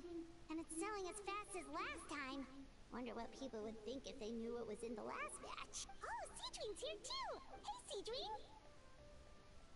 Oh, Traveler Paimon, hello! I hope you two got a good rest yesterday after all your hard work. Of course! Nurse's orders, right? Anyway, are you here to take notes for your next article? Actually, I'm mostly here to help Officer Morgan wrap up yesterday's case. Ah! That reminds Paimon. That stuff sold like crazy, didn't it? Is it gonna cause huge problems? Nope, there's nothing to worry about. Unless modified, Butterfly Dew is an excellent skincare product that's completely safe to use. Besides, officers have already retrieved all Butterfly Dew purchased on the market. Now it's just a matter of disposal. After consulting Monsieur Nervulette, I came up with a way to neutralize any harmful effects. So it'll evaporate naturally, without polluting water or soil. Wow, it's Seedream to the rescue again! Thank you for serving as our consultant, head nurse. All the butterfly dew we recovered has been disposed of, according to your instructions. Great! Good job, everyone! Also, you mentioned you wanted a copy of Rawat's interrogation records. Well, technically, Potten's records. Anyway, I have them with me. Here. After he saw his mother for the last time, it was like all his mental defenses came crashing down. He put up no resistance during the interrogation, and answered all our questions. We learned a lot. Apparently, the formula was something he discovered by chance, while helping the criminal gang produce synth. Later, he came up with the idea to dilute it, and use the resulting substance as a skincare product. Their supplier was Vache. But you could also argue that they were the ones doing him a favor. His operation helped Vache's gang dispose of an enormous amount of evidence. It made for a seamless collaboration. One man's trash was another man's treasure, and there were no loose ends. It's no wonder we never noticed what Potten's gang was up to. Vache again, huh? Is there still no end to the harm he caused? Make no mistake. The crimes of Vache and his accomplices will come to an end. It's only a matter of time. Since the flood cut off their supply of primordial seawater, they've been forced to resort to riskier methods, like using their private reserve to attack people on the street. Naturally, those attempts all ended in failure. After receiving numerous reports, we were able to zero in on the gang, and eventually round them up. That sounds more like it!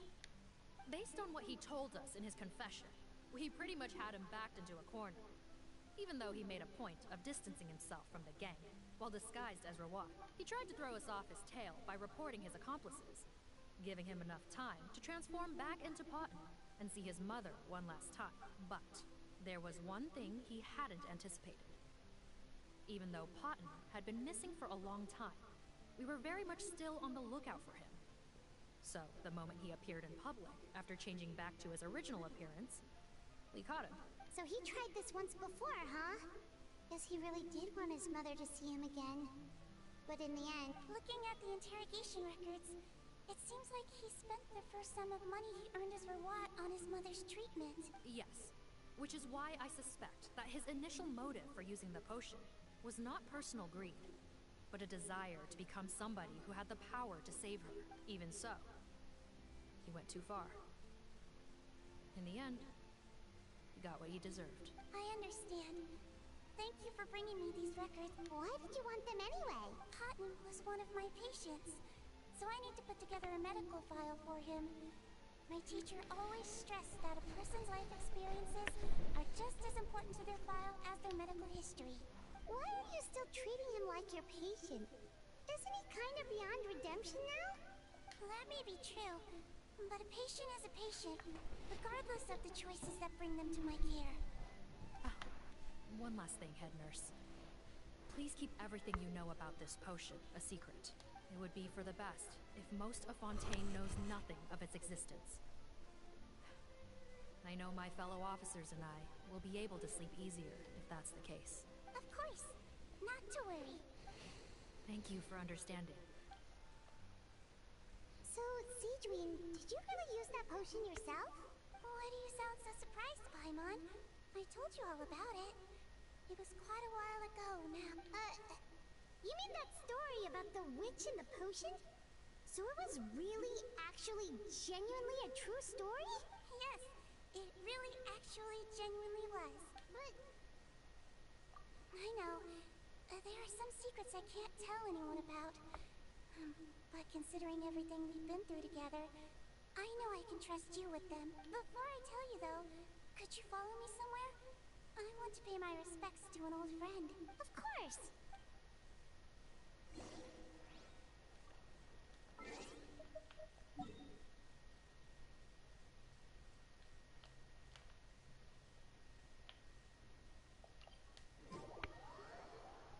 Okay, I'm gonna go mute.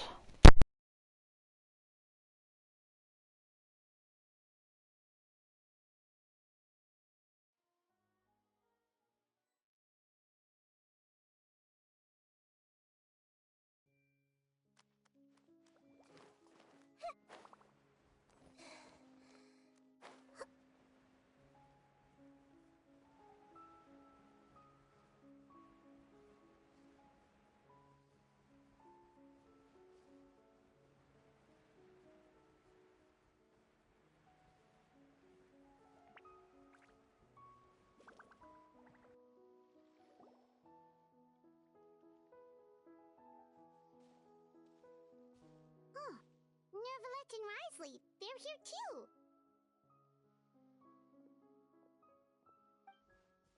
Good to see you, traveler. Paimon. I trust all has been going well for you? Big news, everyone. The Udex is out of his office on important business. Is that genuinely something people would consider big news? Why wouldn't they? Important business is a big deal. Ah, yes, you're quite right. When someone you care about requires emotional support, being there for them at the right time and place is of the utmost importance. After reading the Maréchal Phantom's reports, I had a feeling a trip here might be in order. Take note. That, my friends, is how Monsieur Nervalette shows that he cares. We're both here for the same purpose, actually, to accompany Sigewinne as she pays her respects to her late teacher. So the old friend she mentioned was her teacher then? The witch? Oh, sorry. Paimon didn't mean to be rude. It's only because Sigewinne calls her that all the time, so... I doubt she considers that title to be offensive, Paimon. Don't worry. Indeed. In fact, I believe Sigewinne would take it as a sign of affection. She has spoken of this doctor on many occasions, and it sounds like she was a truly generous individual. In those days, many people harbored prejudices against Melusines. She was the only teacher willing to take Sigewinne on as a student. Wow. It's really nice of you two to be here for Sigewinne. Guess you guys really look out for your younger colleagues, huh? Younger colleague? Well, that might be true for the Udex, but I'm not sure I can say the same. Sigewinne served a sentence in the fortress of Meripede hundreds of years ago, and after she did her time, she decided to stick around. She's been an integral part of our administration ever since. Strictly speaking, the head nurse has been around longer than most people in the fortress, myself included. Pretty sure that makes me the younger colleague. She served a sentence? Yes, long before I became Udex, there was an ancient law in Fontaine that prohibited any attempt to transform another species into a human.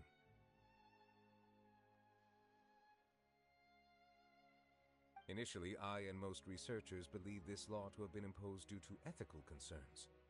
But now, it seems more likely that the law was nothing more than an insurance policy, a way for Egeria to ensure that her people would remain insulated from the truth, thus enabling them to lead more straightforward, happier lives. Ignorance is bliss, as they say. Sigewinne had her reasons for choosing to obtain a human form, but the act was nonetheless in clear violation of the law. Could you tell us a little bit more about what happened back then? Certainly. Sigewinne does not object to her close friends learning about her history. In fact, I first learned of it myself because she confessed the truth to me of her own volition.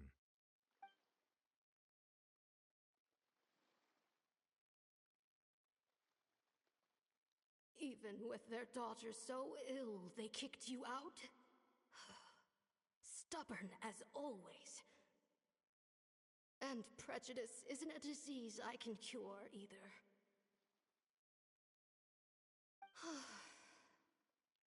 Shame that I don't have the energy to get over there. You're laughable, you old witch. You want to save everyone in Fontaine, but you can't even save the patient before you.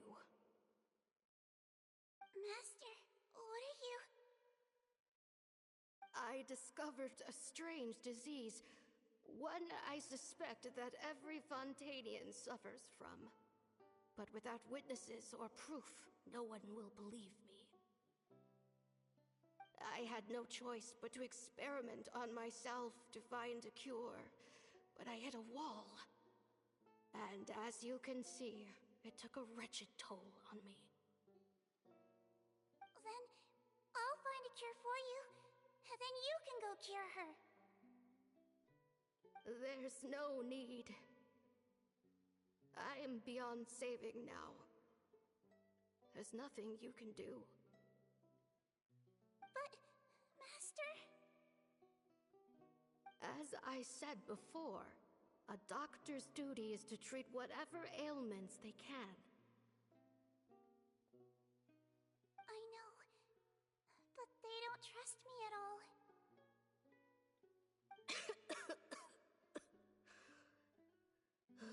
That girl. She's your first ever patient, isn't she? Tell me, what cost are you willing to bear to see her cured? I'll do whatever it takes. Even if it means breaking the law and being punished for it? As long as I don't hurt anyone, yes.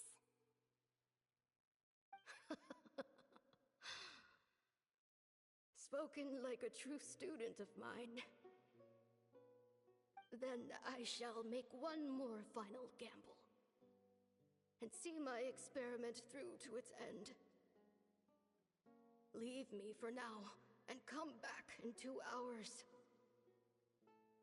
If I am able to work this miracle, then I will have found a way to save all Fontanians, and I shall be able to help you treat that girl. If not, then it means there is one more disease in this world that I cannot treat. In that case, do not come looking for me.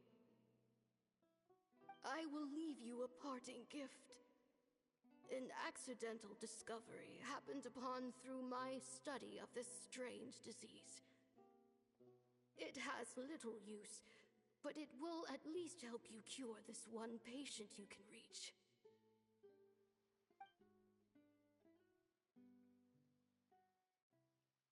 When Sigewinne returned, the miracle had not occurred. She found a potion bottle and a note on the table. After using the potion as instructed, she gained her current form, breaking Fontaine's law in the process.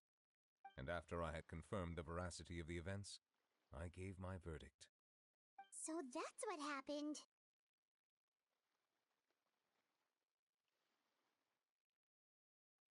I fear Sigewinne only understood the full story after the truth about the dissolution of Fontanians was uncovered. When I reflected on all this with that knowledge in hand, I felt a deep sense of regret. As I use the law to uphold justice, there are times when I cannot help but acknowledge its ruthlessness. After the final details of the events surrounding Sigewinne's transformation came to light, I checked several sources and, thankfully, the legal code does not require Sigewinne to shoulder any additional punishment. Wonder how she feels about all this. Since she invited you here, I imagine she intends to speak of these matters with you, no?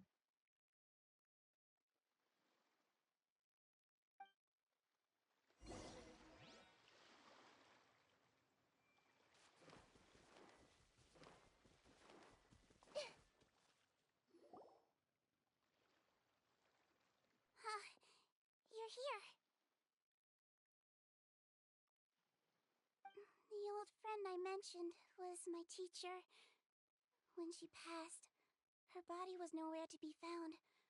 All that's left of her is an empty tomb. And even that's deep underwater now. Sigewinne, the witch who gave you the magic potion, she was your teacher, wasn't she? Sounds like Monsieur Neuvillette filled you in. After learning the truth, it must have been hard to process, huh? Well, to be honest, after I realized what really happened that night, my first thought was that it kind of made sense. It seemed exactly like the sort of thing she would do. But she was planning to sacrifice herself and never told you. That's just who she was. If lying is what it took to get a kid to take their medicine, then that's what she'd do.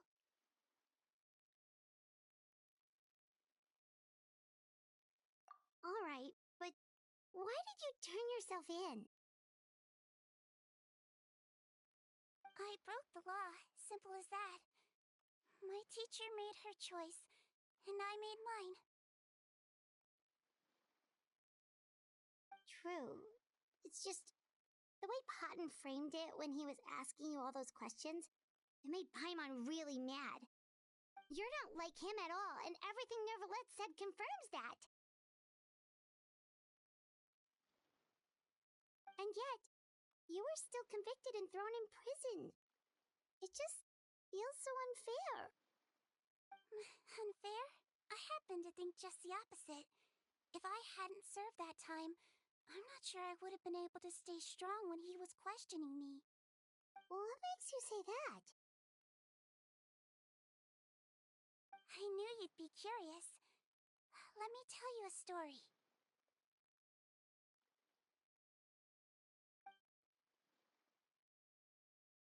The verdict came down. This Melazine is guilty. Deudex defended the authority of Fontaine law, but he did not confiscate the Melazine's medical kit. And so, the Fortress of Meripede gained a new little doctor. She still wore her hood and raincoat, even though it never rained in the fortress. Perhaps thanks to her human appearance, no one refused her treatment. She treated more and more patients, and her sentence grew ever shorter. Finally, the people of the fortress could not live without her, and though her sentence ended, she did not leave them either. Then one day, she received an invitation from the outside world. The location seemed familiar, and when she arrived, an old lady was waiting for her. She saw right through the Melazine's disguise, but didn't reveal it. Instead, she asked a question. Tell me, why do you think you gained the respect of so many people, despite being a Melazine? Because I look like a human? It's been 50 years, Sijuin, and you haven't aged a day. I think everyone knows you are not human. I finally found you, after all these years. I still remember, you know.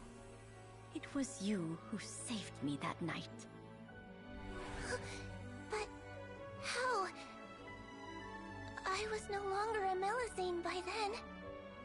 Does it really matter if you're human or Melazine? I remember the warmth of your palm. It's quite unmistakable. And you know what? It hasn't changed one bit. You don't have to hide anymore, Sijuin. These days, everyone wants to make friends with Melazines. And I think that it's all because of you. I'm sorry I couldn't say this until now, but thank you, Dr. Melazine. Now that's an ending Paimon can get behind. After hearing everything Patton said, I wanted to tell him that it didn't matter who he looked like on the outside. But it was too late. The warmth in his palm had already disappeared. I tried to treat him, but the roots of his problem had nothing to do with his face.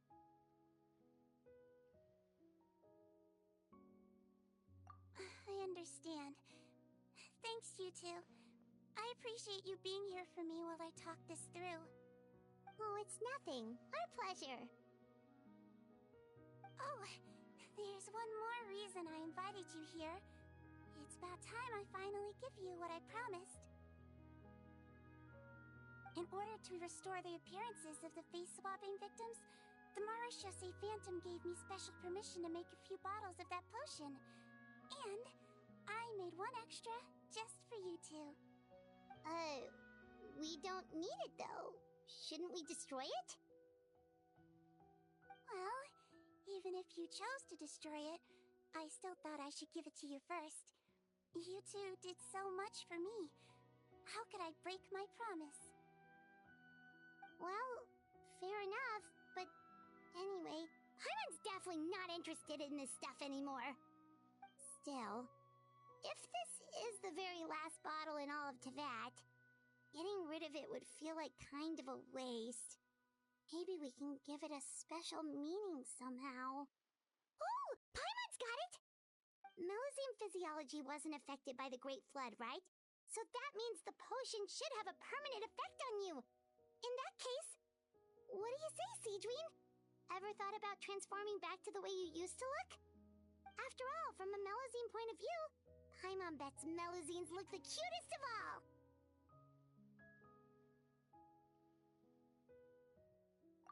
Paimon, after everything, do you really think it matters whether I'm Melusine or a human? Well... What was Paimon thinking? You made up your mind a long time ago! Yeah, let's just destroy this thing. Leave it to me.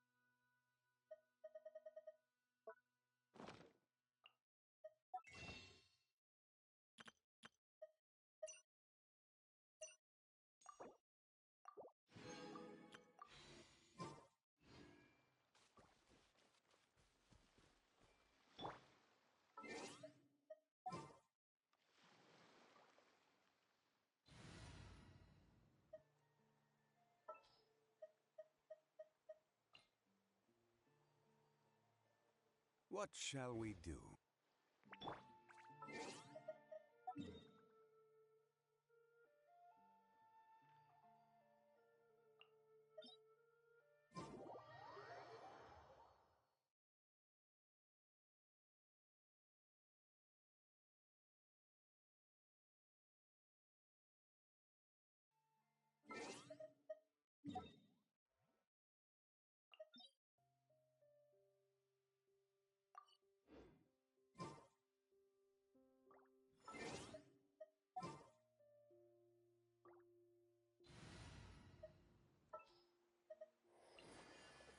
Time to begin work?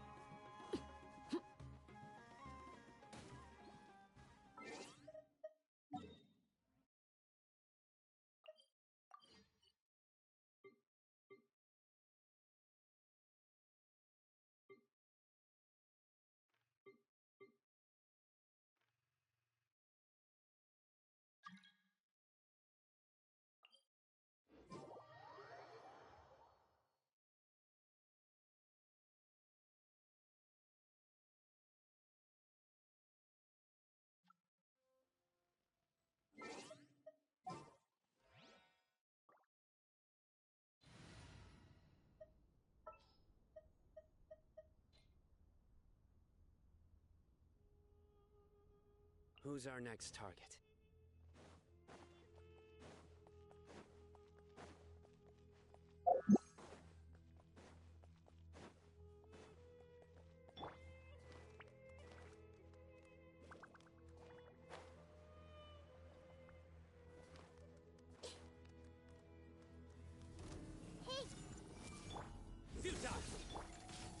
Rest and rebuild! Torrent, bring refuge!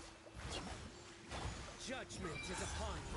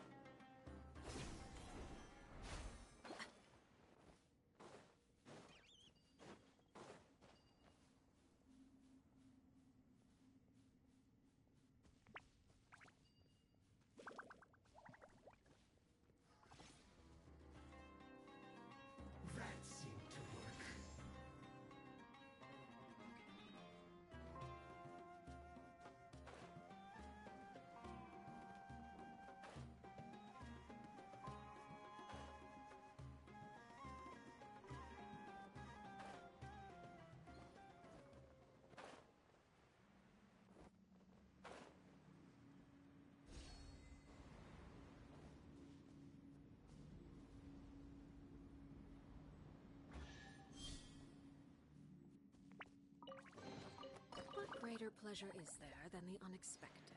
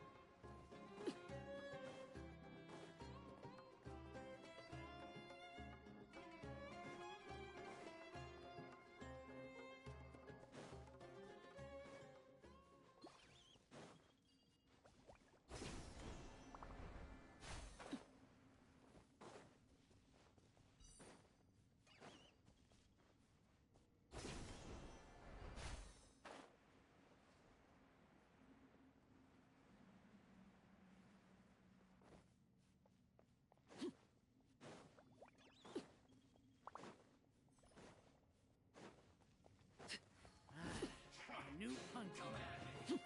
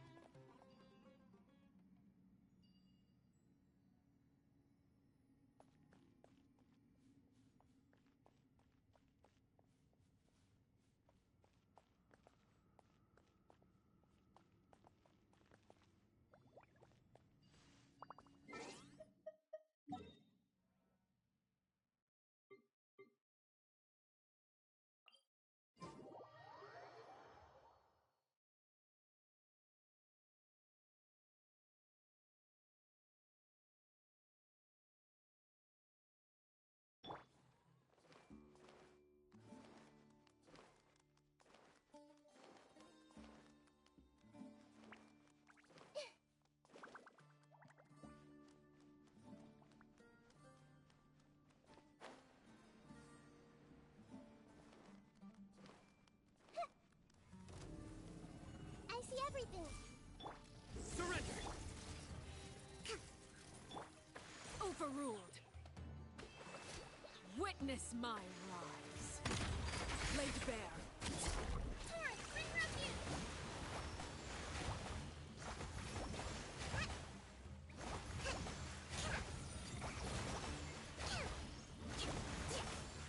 Rusty, rebuild!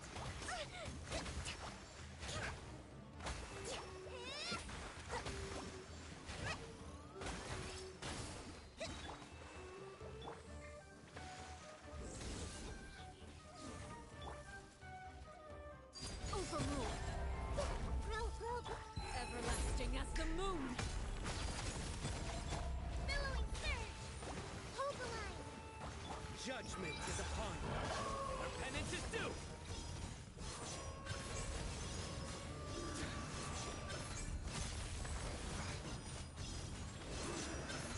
You stand condemned!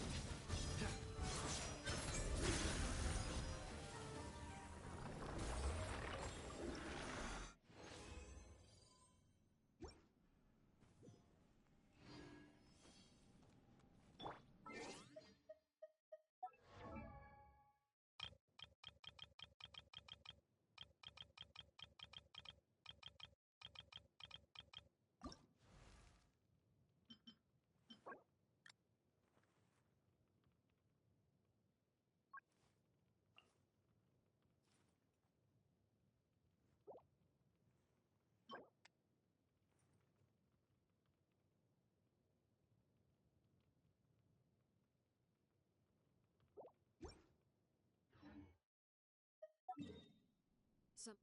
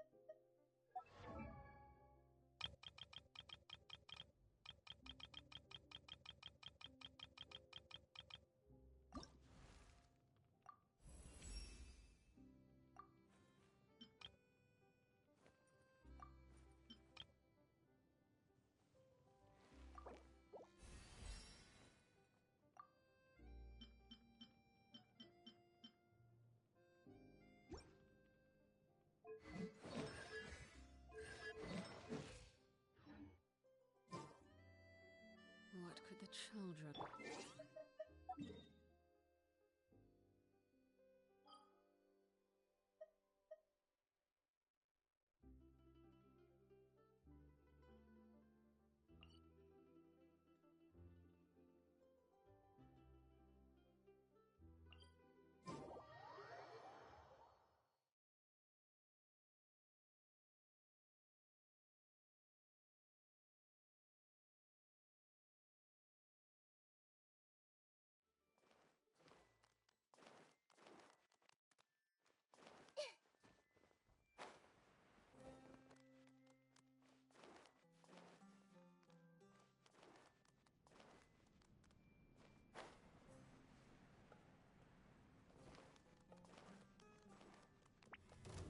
Hey! Allow me! Laid bare.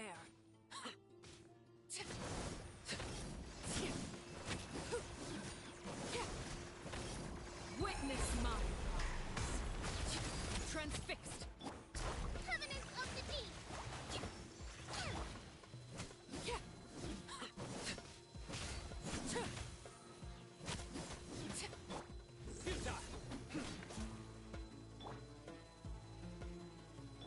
Hold the line!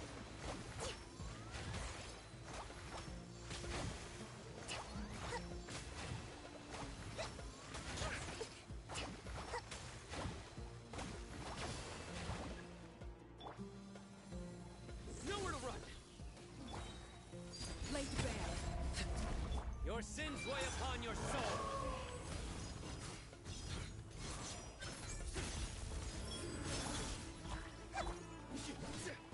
This is where you belong. Transfixed.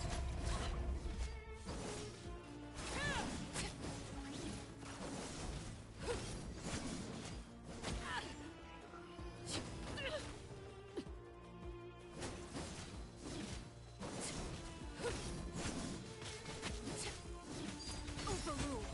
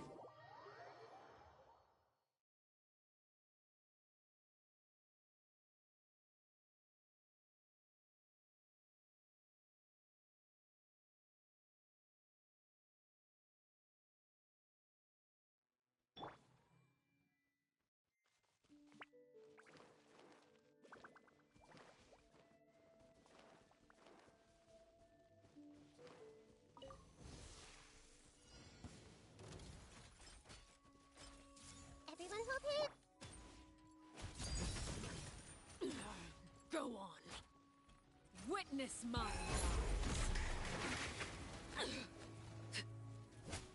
Laid bare. Yeah.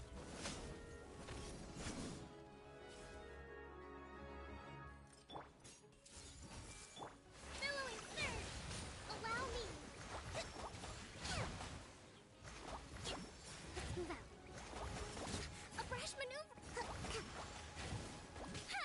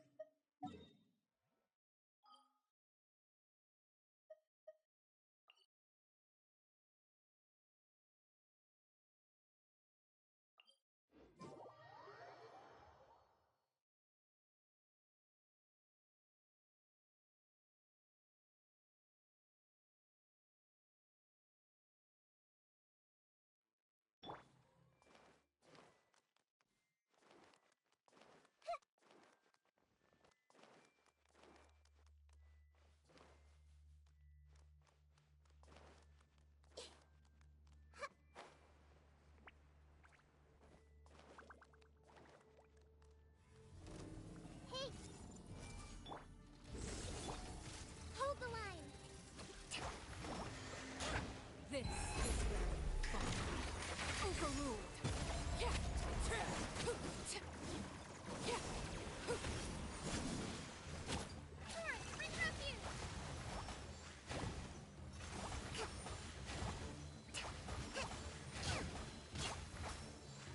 Allow me! Let's move out.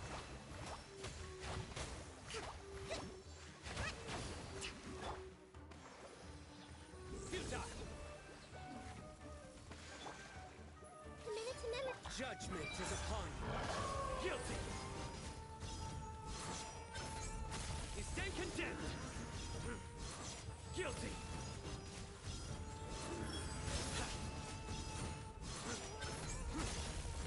You stand condemned. Guilty. Surrender.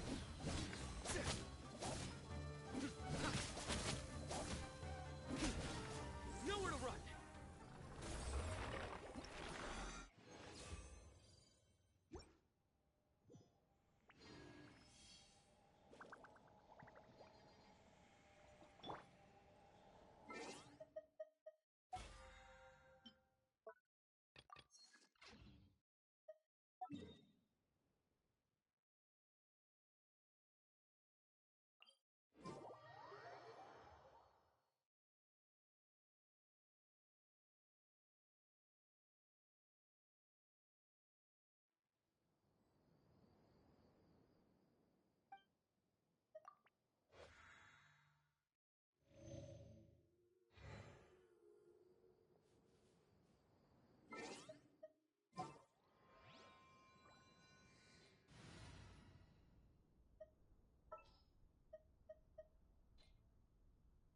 What are my orders?